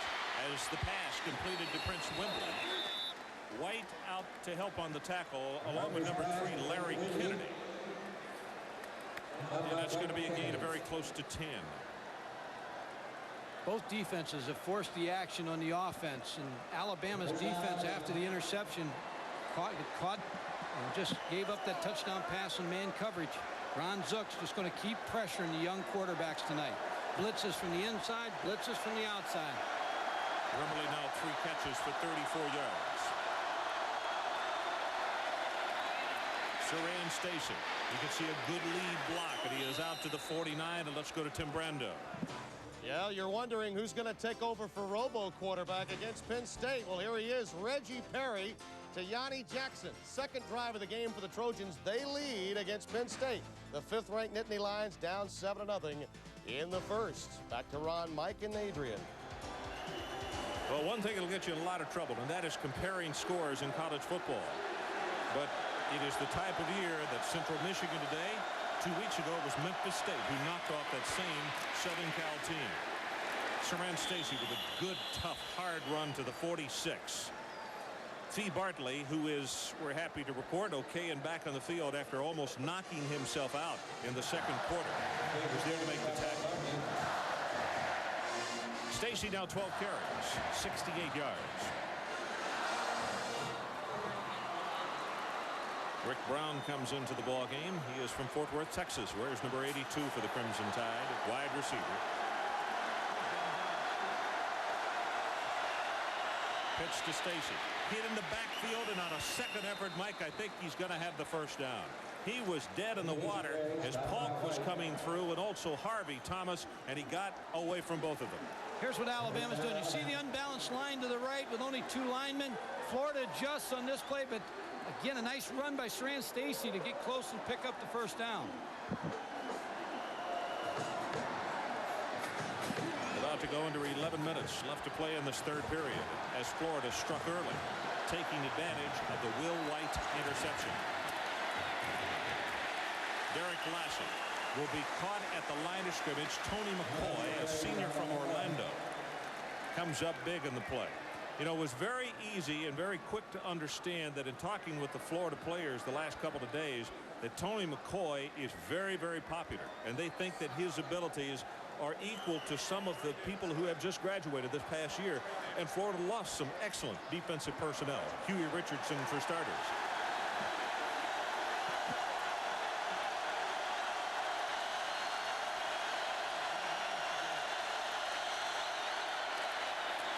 They set up the reverse. Here it comes to Palmer. And he will be hit and dropped for the loss back at the 50-yard line. Del Spear stayed at home and then has a message. You can see Palmer with an elbow as he walked away. Well, you run the unbalance, you run the toss, you run the toss, you run it 4 or 5 times, and all of a sudden you set the reverse up. David Palmer with good speed, but Del Spear, the corner, on the side the reverse came, stayed at home and played it very well. Did not take the fake and did not try to over pursue. Stayed exactly where he was supposed to and made the play. The name Spear has been prevalent here in Florida football circles for quite a while. Del is a junior. His brother James played 86 through 1990. Barker, backside pressure. Fee Bartley got there first. 2 Florida sacks.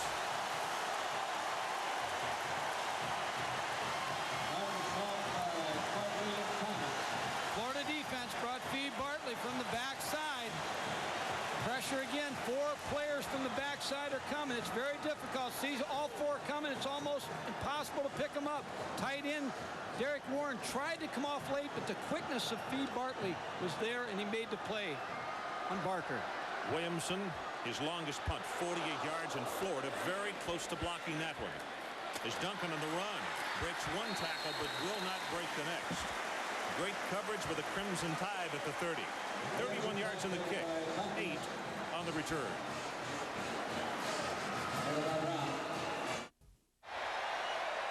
Back at Florida Field, the Gators are at 14-0. Now let me give you a secret. Play right before it. Trey Everett comes back to the huddle and said, Jason, listen to me. I can beat my man deep. SEC Player of the Year says, all right, it's yours. He heaved a long one. Okay, Adrian. And Jason. Sorry, we're having some problems with your mic. Part of your conversation as secret as that play. This is Rick.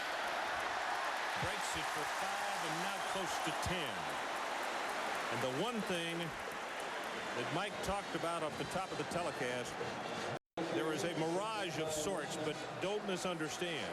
Steve Spurrier had rather run the football, and if he gets that going, then Alabama is going to have some tough puzzles to solve in the second half. Well, he pressures on defense. Now the Alabama defense, this is a big series for them. They have to come up with something. They've got to cause a turnover.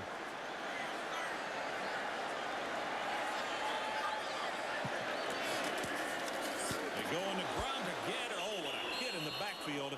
Knocked down for absolutely nothing. Eric Curry there to make the defensive play. Here's Tim Brando. Ron, Arizona's got the big play. George Malauulu, their quarterback, has a touchdown pass of 65 and now 85 yards. This one to David Lockhart. And Arizona, after the fake field goal to take the lead by 4, now up 11. 28-17 over the Cardinals. Tim, somehow that makes more sense because Stanford was supposedly starting the ball game tonight with 2 of their regulars in the secondary missing, and that play looked like it. Alabama shows blitz. They go the other way. Does Florida has the first down, and Rick is in the open field inside the 45 to the 44. Curry again defensively. Back to the 2 tight end offense. This time, instead of running the counter with Eric Rett, number 33, they ran the toss sweep. Watch the toss sweep. Here's the pitch. Now, they don't come back to backside. Look at the lead block on the defensive back. And then just a great job of running by Eric Rett. The running backs do a great job here in Florida's offense. They block, they run the ball well, and they're very good pass receivers.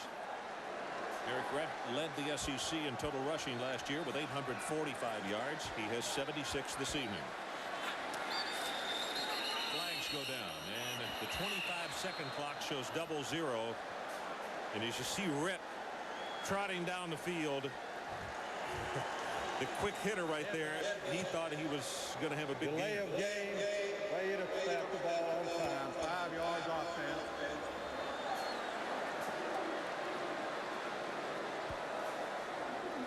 Well, 85,069, Alabama and Florida. Tonight's game, it is a new state record. 83-67 was the previous record. That was against San Jose. The most ever to watch a football game in the state of Florida, college or pro.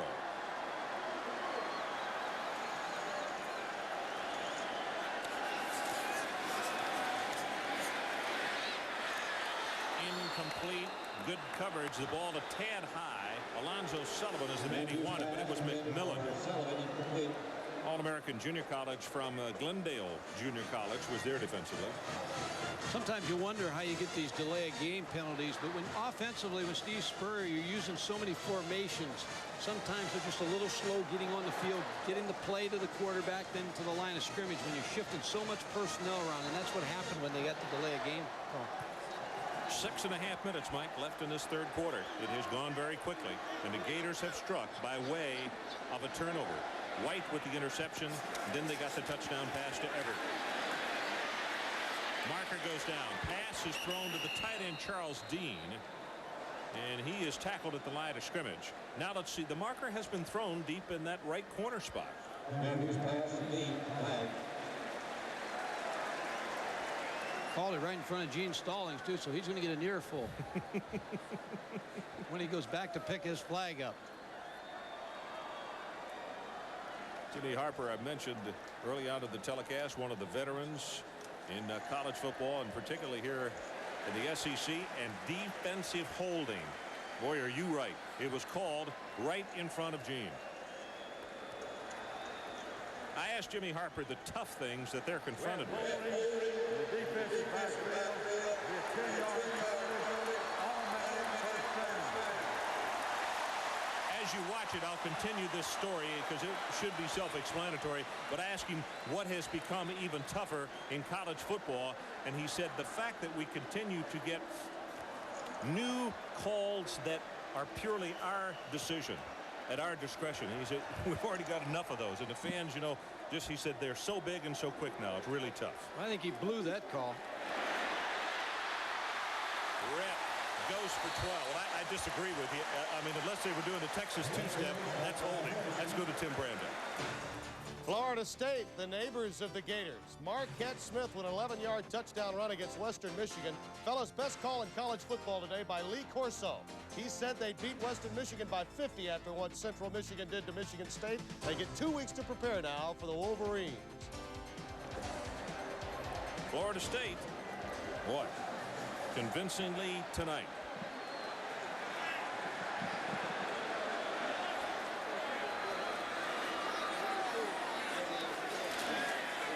Draw play, rep. And another 10-yard gain. As the Florida running game continues to work on this series, George Teague comes up to make the stop.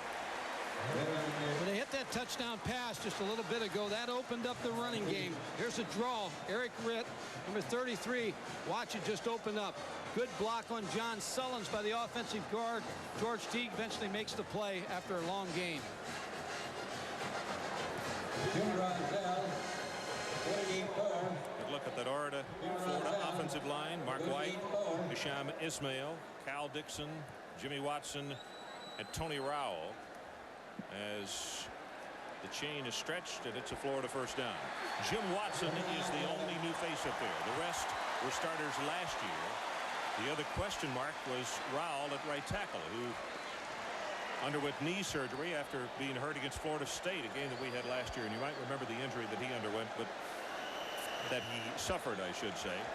Underwent major rehab, and he is back as a starter at right tackle.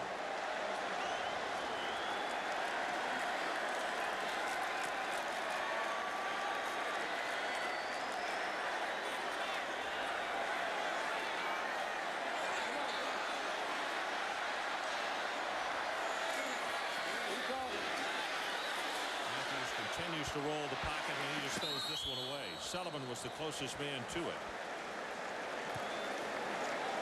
Mike, and in watching Matthews on that play right there, undoubtedly Steve Spurrier has said run it down as far as you can every time. Let's start taking some time off the clock, because he watched it until it was down to about 2 seconds. I think he was checking off. I think he was changing the play, brought his back over to the other side to try to help.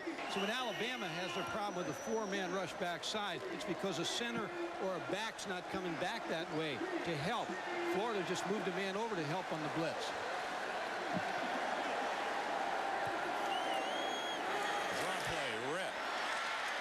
This time he will go for only a couple as number 90, John Sullins, steps up into the hole.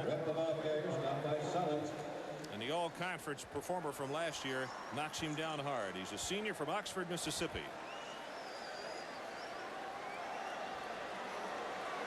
I think he got a stinger on that elbow. Here's John Sullins, a linebacker. He sees the draw coming. He has to attack the blocker, now come off and make the play. Also, that's Michael Rogers, 52, who was at the bottom of the stack. He's a freshman from Laverne, Alabama, as you look at John. When you get the running game going like this, it's very difficult to bring those extra DBs in now, because you really, now Florida's got the edge a little bit with their play calling. Everett and Harrison Houston go wide to the left.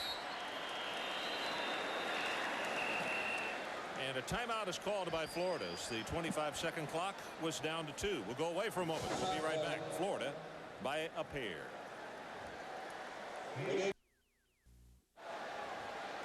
14-0 Florida leads. Be sure to be with us at 4 o'clock tomorrow for the final round of the Hardee's Golf Classic. That's played in Coal Valley, Illinois. And the leaders after 3 rounds, David Edwards by 1. He is 11 under par. Paul Azinger is at 10. And then Greg Norman, Steve Jones, and Steve Lowry, 2 off the pace at 9 under par. That's at 4 Eastern time tomorrow. The Hardee's Golf Classic.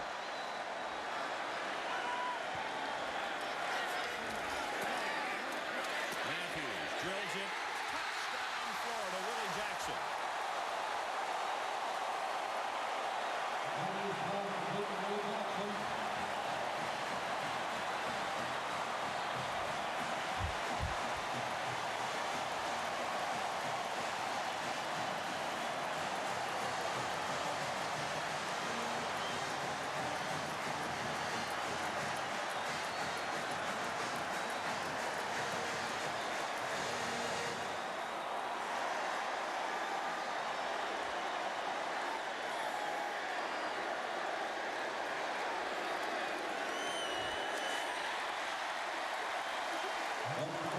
Krzyzewski knocks it through, and let's take another look at it from the end zone. Shane Matthews used 4 receivers. Not much of a route. He had a lot of time. He finds Willie Jackson on the post route. Watch him come into your screen. He's breaking off post right here. Wide open. Defensive back too far behind him. Antonio Langham is too far behind him.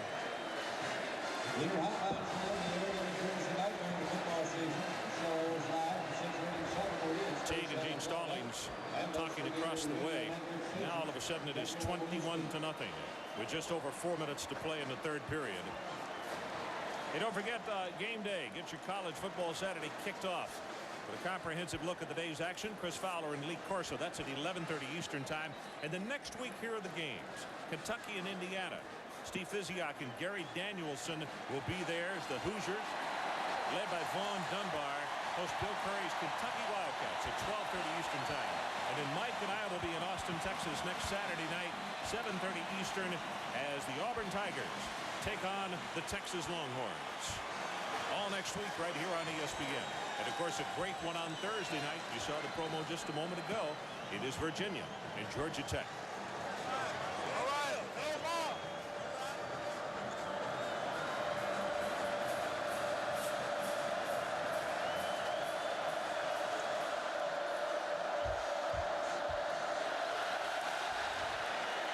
Kick to Palmer at the goal line.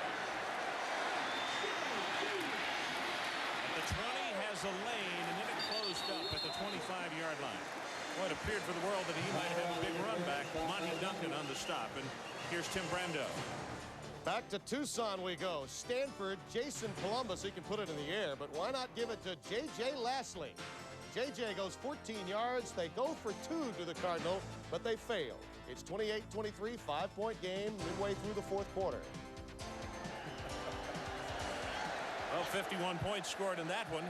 For those who thought this one would be a high-scoring affair, no way. But Florida has scored 2 touchdowns in the 3rd against a very tough Alabama defense.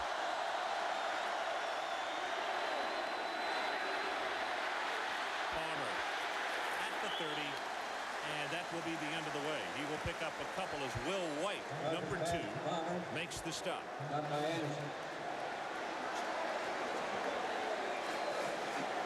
when you see Palmer with the football, you can see why they want to get it to him at every occasion, because he's capable of taking a 2-yard pass 80 yards. What's happened in the second half is Alabama, of course, the critical turnover they had. But Florida is just playing so good a defense on Alabama. Alabama's not threatening them at all down the football field. Sharon Stacy has 5 and 9 yards now. Carlton Miles will make the stop, but it'll be plenty enough for the Alabama first down. Coming up at the end of the ball game, the Visa players of the game. Mike and I will be choosing one from each team. Stacy now 15 carries, 80 yards for him. What I meant by that statement, Ron, is that Alabama's had success running inside, but they haven't had anything where they've been able to throw the ball deep. I can't remember a pass where they've been able to put it down the football field to threaten Florida, keep them off the receivers. Stacy, he can throw, and he does, back to his quarterback, Barker. And the tackle will be made at the 44-yard line. That is excellent read and defense by Florida. Del Spear again staying at home. Well, you tried to reverse him. He was there. He stayed home. Now he tried to throw a pass, which was a good call by Mal Moore and Gene Stallings. Here it is, the toss sweep to Saran Stacy. Saran Stacy threw a touchdown pass last week. Now this week, he throws back to Jay Barker, the quarterback. But again, there's Del Spear. He did not leave where he was supposed to be. Not only that, when he got there, he made just a perfect tackle as he locked him up. Second down, the line to make is the 49. Stacy off the right side of Steve Barkley, who was right there to knock him down, and no gain. Coaches like to counter what they do from week to week. Last week, as I said, they pitched the ball to Saran Stacy. He ran to the right and threw a pass down in the corner. This week, they tried to throw back to the quarterback. Always, you know, the other team has your tapes and they have your film and they're watching and practice against your plays. Add another play for number 27, Saran Stacy. Just well defended by Florida. Fundamental football.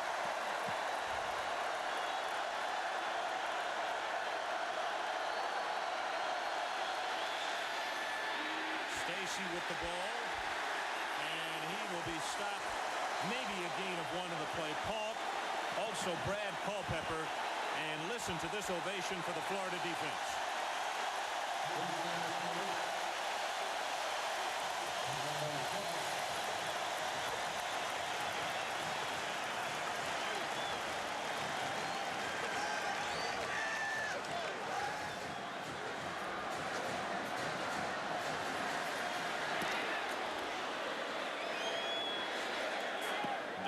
Watch it bounce, and it will be touchdown at the 20-yard line. The volleyball team plays number 6 Long Beach State tonight at the championship match. 36 yards on that punt. Tournament in Fullerton, California. What about air ball offense, Mike? It puts a lot of pressure on you by throwing the football, but again, I believe the run is the thing you have to stop when you stop Florida. Alabama tonight has played very good defense. They just haven't been able to get enough offense out to stay with Florida. Florida's a complete football team, strong on offense, strong on defense, and strong on special team. Alabama has a young offense that will come along.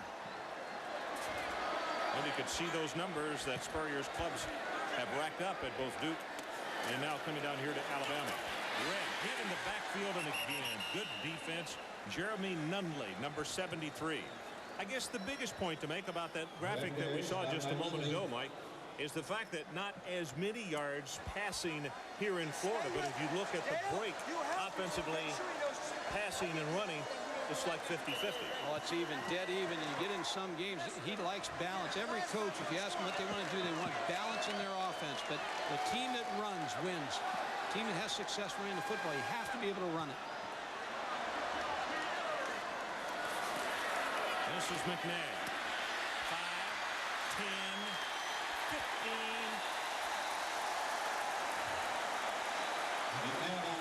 I got to say officially 16 yards.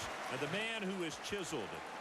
He is built like a fullback should be built. Dexter McNabb at 6 feet 238 pounds and very little body fat. And that could be the last play of this third quarter as the clock ticks down now to 15 seconds. He has 3 carries for a total of 30. The difference in this quarter and the other quarters is Florida's been able to run the football. They've kept substitutions off the field for Alabama, and they're just effectively running the football.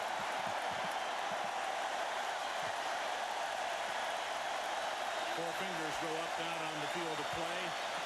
And if you're Florida, you've got to be breathing a little easier. But there's 15 more minutes to play. We'll be right back. Welcome back to Florida Field, and this a record-setting night. Largest crowd to ever see a football game, either college or pro, in the state of Florida. Over 85,000. And they've enjoyed it so far as Florida leads 21-0 after 3.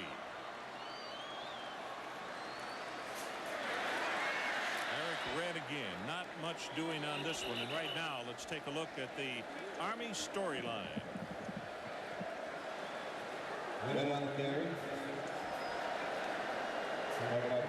Alabama, 4 turnovers, 3 fumbles, Matthews 195 yards and 2 touchdowns, and the majority of that has come in the second half. Alabama never inside the 25-yard line, and the closest that they came to it, they turned the football over. Mike, Woodson went out with an injury, and the young freshman has played well to have to come in under these kind of conditions.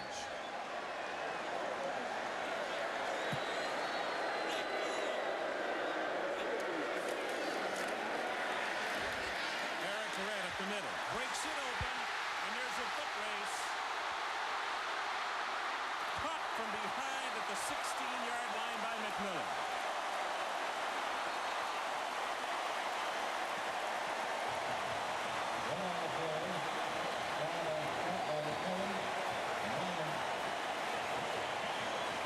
Running backs for Florida just keep getting stronger. Eric Rett, number 33, has played this entire game. Look at him break tackles. Mark McMillan has to run him down from behind. Boy, they're impressive. The two running backs, Rett and McClendon. Here's another look. Watch the counter play. Comes backside, picks his hole, makes a cut, breaks a tackle, keeps his head up, sprints for the goal line. Look at Mark McMillan close with his speed. Alabama with the player down on the near side of the field, and we are now being given the numbers that for Eric Rett, 18 carries, 150 yards, and that is a career best for him. He led the SEC in rushing last year with 845, and in fact with Willie McClendon hitting 613 yards, they were the best combo of running backs in the SEC as well. They run the ball effectively, and they're a good run game, and two things that we're talking about here: the good run game and the lack of depth for Alabama, which we'll talk about a little later, is playing a factor. Tim Brando, what do you have for us?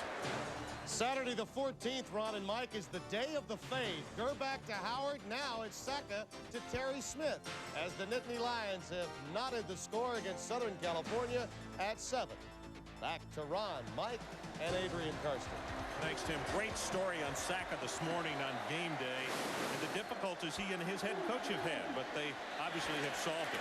Draw play this time to Clinton. He'll go for 1, maybe 2 to the 14-yard line. John Copeland is there defensively.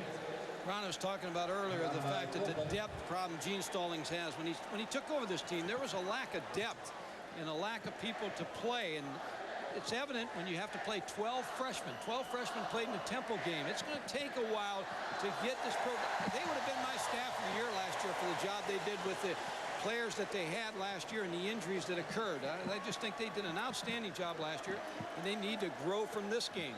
Florida's got them on the run. Gators with a 21-0 lead with a 2nd down and 8 at the 14. McNabb, boy, he gets tagged at the line of scrimmage. Michael Rogers. Don't misunderstand one thing. We give credit both ways.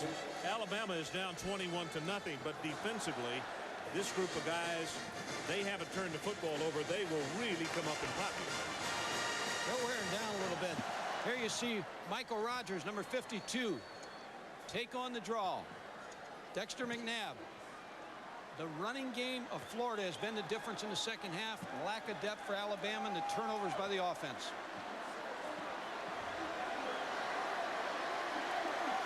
On 3rd down, pressure up the middle. Matthews throws complete inside the 5, and touchdown Willie Jackson. He's 2nd. Willie Jackson for the score.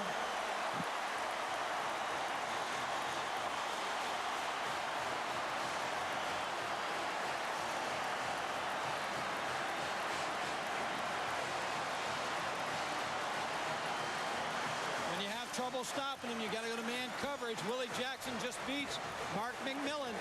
One-on-one coverage, then is able to break the tackle, get to the corner for the score. Arden Krzyzewski to attempt the extra point. Credit Dexter McNabb with a key block for his quarterback, and the extra point is good.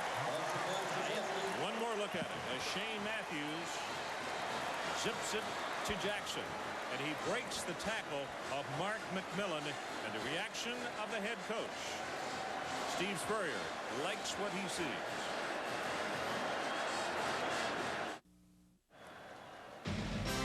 ESPN's presentation of CFA football, Alabama versus Florida, is brought to you by Chevy Trucks. More people are winning with the heartbeat of America. And by Smooth Bush Beer and easy drinking Bush Light. 28-0. The Florida Gators on top of the Alabama Crimson Tide as Ryan Ruland will kick it off.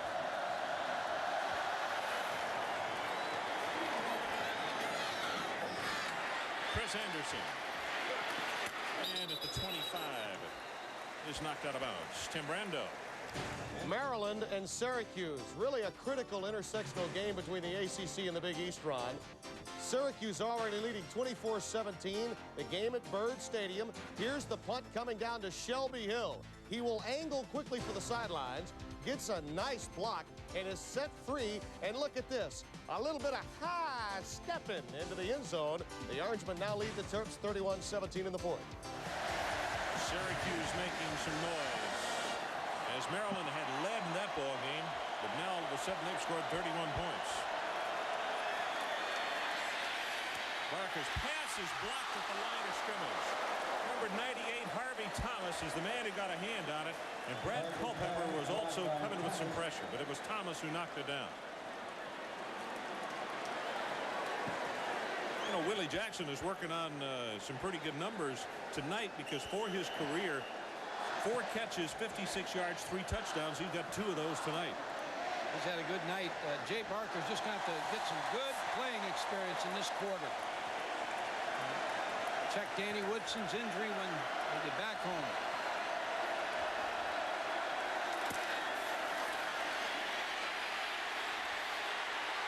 Barker will be sacked. Harvey Thomas got to him first. That is 4 Florida sacks of Alabama quarterbacks.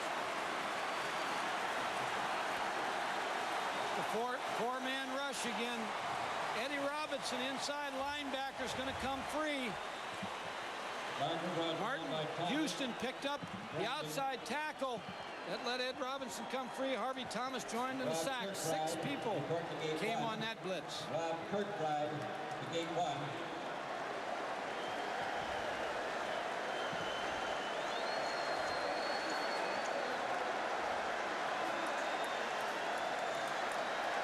Bill Gunter just came rushing on the field, replacing Thomas. I don't know if he got a Charlie horse or a muscle pull. Breaks off the tackle. Barker throws it complete over the middle.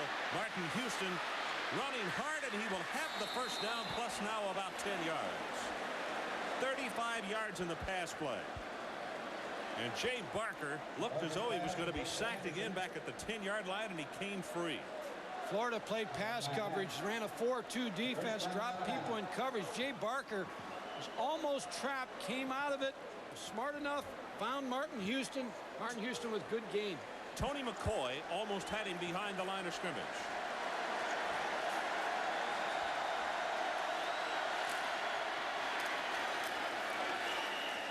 Kevin Turner, short yardage. Adrian Karsten has an update for us. All right, Ron, now before you start laughing at me, Gatorade, as in Florida Gators, I'm telling you the truth. Meet Chris Patrick, the head trainer here.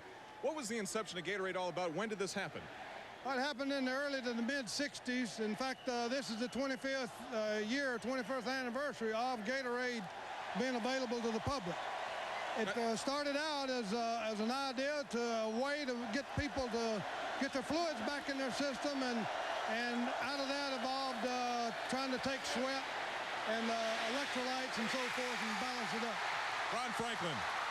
Lawrence Hatch with the interception and another Alabama turnover to this Florida defense. And flags come in from all angles. Intercepted by Hatch. Right.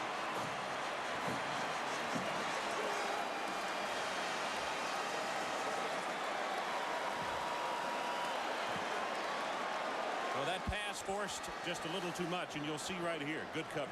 Lawrence Hatch, number 18, sitting on the streak route, just makes an over-the-shoulder catch.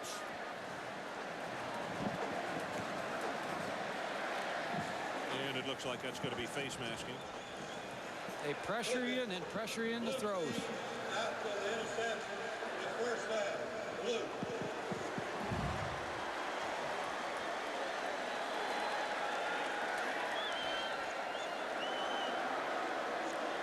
stepped off because of the infraction after the interception, and actually face masking was not called. It was a clip against Florida.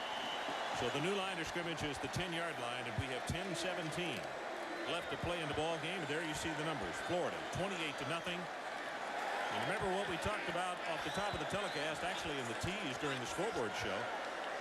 Florida has never beaten Alabama in their home state. They are 0-8.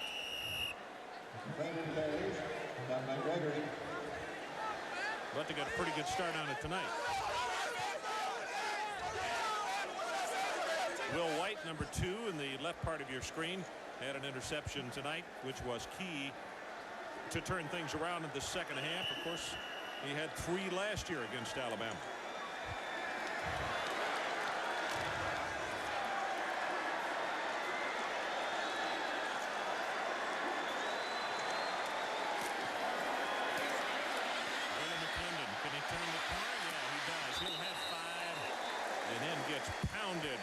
By Stacey Harrison, and a programming note 2 weeks from tonight. This is what will be coming your way.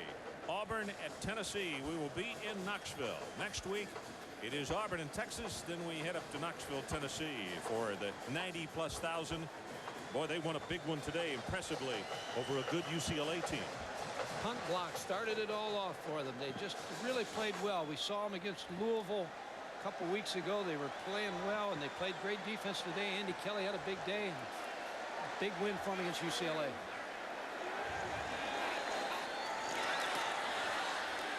McClendon again. He gets the corner turn for the first down. They'll spot him out of bounds at the 23.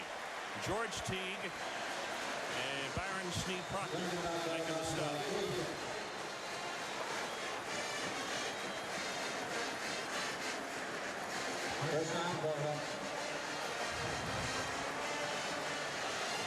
Steve Spurrier continues to signal the plays into the sideline.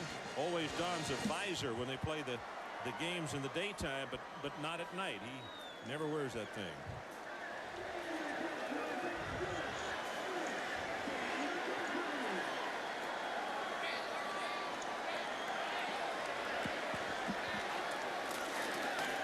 Again, it's McClendon. First down plus 3, 4, 5 more. James Gregory, the backup for Robert Stewart at nose guard, sophomore from St. Louis, Missouri, is there to make the stop. This is where depth becomes a problem in the fourth quarter. Willie McClendon, when you shuttle backs like Florida is able to do, you get a Willie McClendon who looks like he's really fresh right now. He has fresh legs. They're in a 2 tight end offense, and they're just going to run the football against Alabama.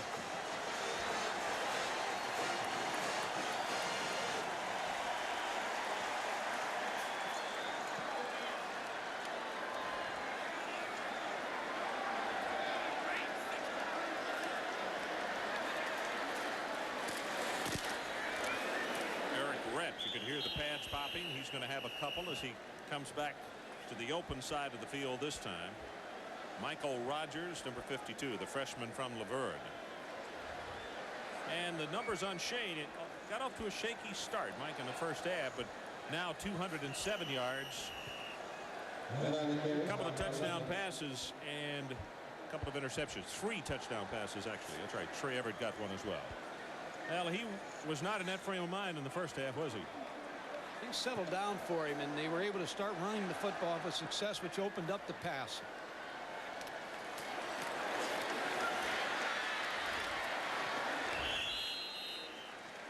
Red is shy of the 45-yard line. Gregory again there to make the stop. I'm very impressed with the offensive line of Florida. Well, I mentioned that Watson is the only new face up there. 3 pretty good football teams in the state. Yeah, I'll tell you what, if you win the state championship with Florida, you might have just a pretty doggone good shot at winning the national championship, wouldn't you? Wow, I'll tell you what, you take Miami, Florida State, and Florida and play some football in this great state.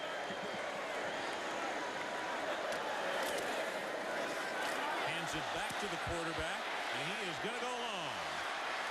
And it is caught. Harrison Houston took it away from the defensive back.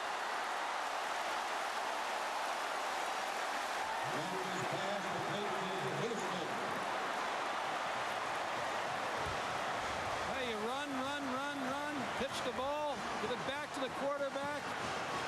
Look for Harrison Houston on a post. He's well covered by Stacey Harrison. Number one, ball just goes through his hands. Harrison Houston just concentrates, makes the catch. Here you see the pass coming down right through the hands of the Alabama player to Harrison Houston. Brian Fox in at quarterback. Number 16, the junior from Orlando. Fumbles the snap and pitches it back to Rhett. He will turn the corner and is inside the 5 to the 3. Michael Rogers is there. Got the ball there. Overled by Harrison.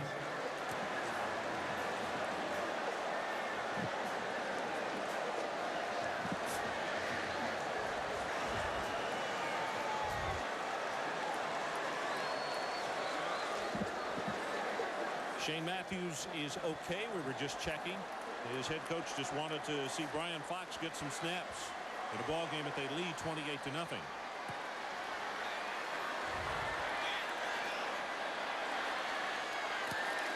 Fumble the second snap, and he'll make his own recovery. Well, when you have the luxury of having this kind of lead, no sense in taking a chance on getting your number one hurt and get your number two some experience. Well, that's what happened to Alabama last year. Gary Hollingsworth played most of the time for Gene Stallings because they were having a good year and they went to the Fiesta Bowl. And Danny Woodson now and Jay Barker have to get their experience on the job during this season. So you like to get your quarterback some playing time like they are Fox right now. Third down. Florida needs a yard and a half.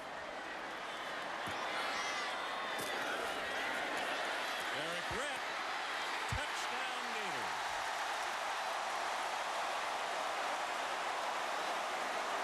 Brett to the score.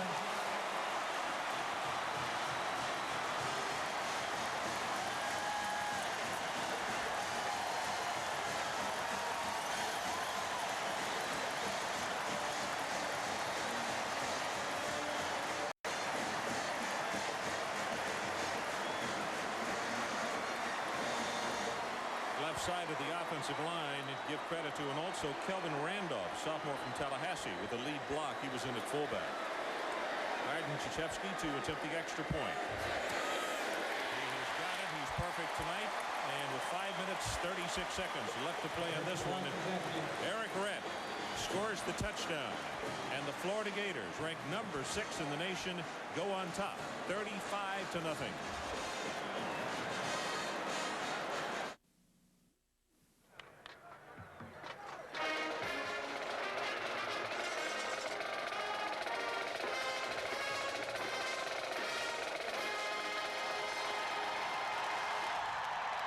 Saturday night, that's where Mike and I will be in Austin, Texas, the state capital, 7:30 Eastern time. Auburn against Texas.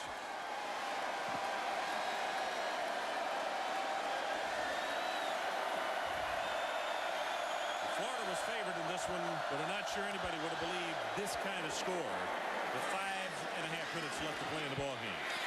This is Palmer. Palmer still on his feet and takes it out across the 30. Adrian Karsten, let's get an update from him. Ron, let me tell you just how right you are about the quality of football players here in the state of Florida. No less than 89 players on the varsity roster across the field at the University of Florida. 21 of their 26 scholarship signees are from Florida. So where would you expect to find the SEC Player of the Year from? Mississippi.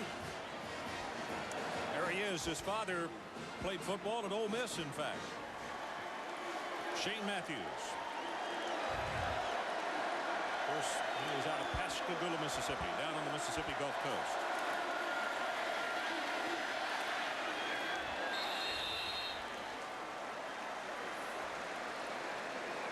These are the all-time passing leaders for Florida. Kerwin Bell. And then John Reeves, who was in the booth right to the left of us. Wayne Peace, Steve Spurrier, 4,848, and Shane Matthews. He's got a pretty good start, Mike, with this entire season and next year coming up. 34-76. Good stats tonight with 251.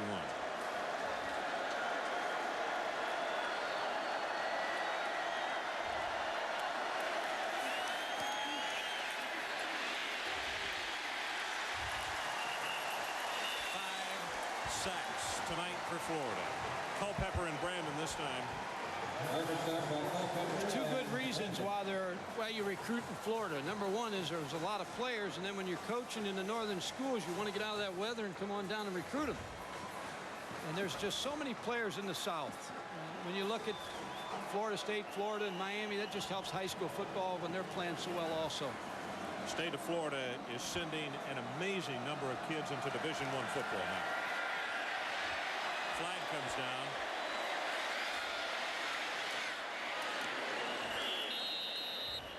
Barker will rush it out to the 40-yard line, and if I didn't know better, I thought I heard Gene Stallings say, please get to the ground. We don't need a second quarterback injured tonight. He already lost Woodson, an injury just below his elbow on the right arm. Offensive line, 10 yards, spotted foul. Here's John Reeves. Gene Stallings' thoughts are on next week. As he stands on the sideline, his staff now starts to contemplate the moves they have to make and what they have to work on for next week's game. This has been a learning experience, and we've got to get better, and that's exactly what he'll tell his team in the dressing room after the game. They played hard. They just made so many mistakes. They made too many mistakes to overcome. And this man's team, Steve Spurrier, he has an outstanding football team. Florida was not devoid of mistakes in the first half, but they really cleaned them up in the second half. Almost error-free.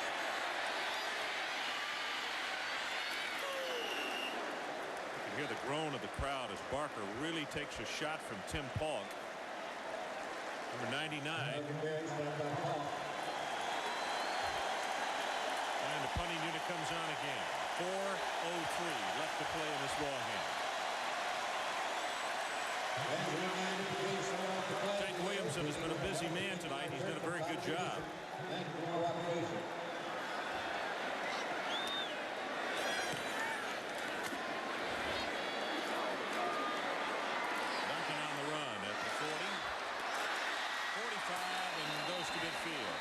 So let's take a break. 3:37 left to play. It is Florida 35, Alabama nothing.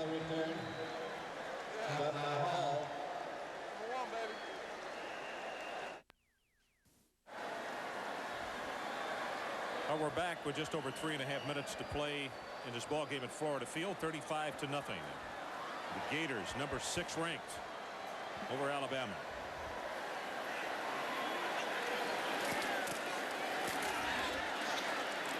Brian Fox with a handoff to Kelvin Randolph, and Michael Rogers there to make the stop. Back to Tim Brando when he has another update for us. All right, fellas, thank you very much. Maryland coach Joe Krivak is a Syracuse alum. He lost to Syracuse tonight, 31-17, the final in that game. Auburn, Pat Dye, in his 200th game as a head coach, beats Mississippi 23-13. And with only a second left in the half, now it is halftime. USC leading Penn State 14-7. We'd like to welcome those of you that have been watching those games to tell you that Chris Fowler and Lee Corso will have the scores of all the games coming up immediately after Florida and Alabama. Thanks, Tim. Interesting score. Mississippi had only given up a couple of field goals. And tonight, Auburn scores 23 and wins by 10 over them. Convincing win. We have Auburn next week against the Texas Longhorns out in Austin. As McNabb is knocked down for a loss, and again, Michael Rogers. We have called number 52 many times tonight. He's done a good job. Oden never came back into the ball game after he injured an ankle, and they wrapped it. Rogers got a chance to come in, only a freshman from Laverne, Alabama, 6'1", 220. And to go a little further on the point that Mike made, that this is one that Alabama, the only thing you can do, you just draw a lot of experience from it, and some young players who have not played get an opportunity to take snaps. And there you see the difference in this ball game. Florida, 172 second half yards.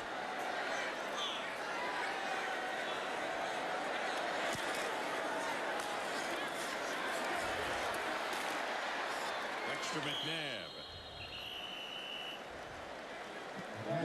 It'll bring up a fourth down and about 7 yards to get the first. And the punting unit will come on for Florida. Atlanta, big win today in the National League West.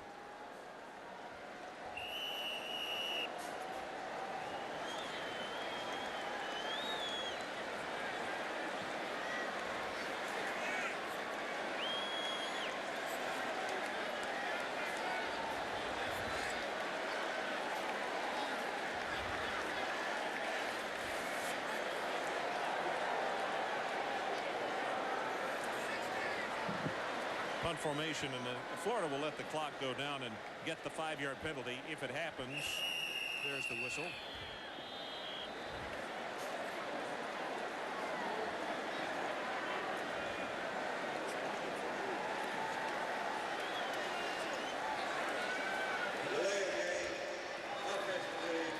Checking back at the record books for you trivia buffs, the first time that Florida has ever shut out Alabama, and also it's the first time that Bama has lost by 35 points or more since a 35-0 loss to Georgia back in 1948.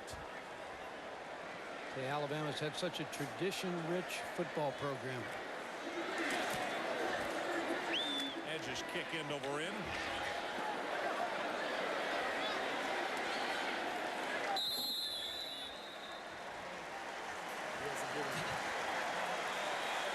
And the Visa players of the game for the University of Alabama is Saran Stacy. Stacy tonight with 17 carries for 80 yards. And for the University of Florida, it is Eric Rett. What a night for him. 170 yards. That is a career high for him. And as part of their continuing effort to further the development of amateur athletics, Visa is proud to donate $1,000 to the U.S. Olympic team on behalf of these athletes.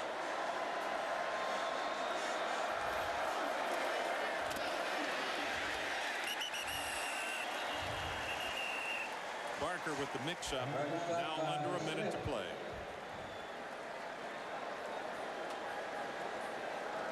Culpepper still in on defense. Made the play.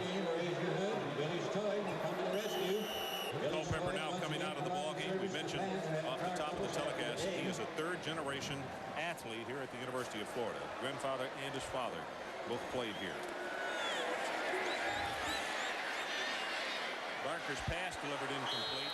Probably the most important thing also about Culpepper, besides the fact that he is a co-captain and a leader, he is about to be, for the 4th time, on the honor roll in the SEC All-Academic. He also is the vice president of the student body. His father was president of the student body when he was in school here on campus at Florida. Well, Brad Culpepper and that whole defensive line has just put so much pressure on the Alabama quarterbacks tonight. They never really had a chance to set up. The Residence Inn CFA scoreboard coming up next. You can see some of the highlights of what we will look at. Pass complete over the middle to the 30-yard line to Kevin Lee, sophomore from Mobile. And that could be the final play of the ball game as Shane Matthews looks on. He has to be pleased, not necessarily with the first half. I'm sure he would be the first to say that the first half was not something he'd like to write home about. But he really righted himself in the second half.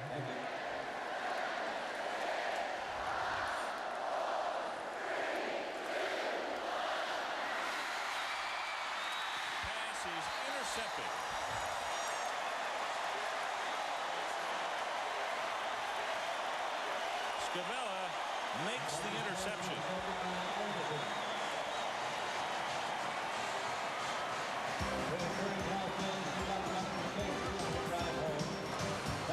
So let's take a break. This one is final. The Florida Gators 35-0.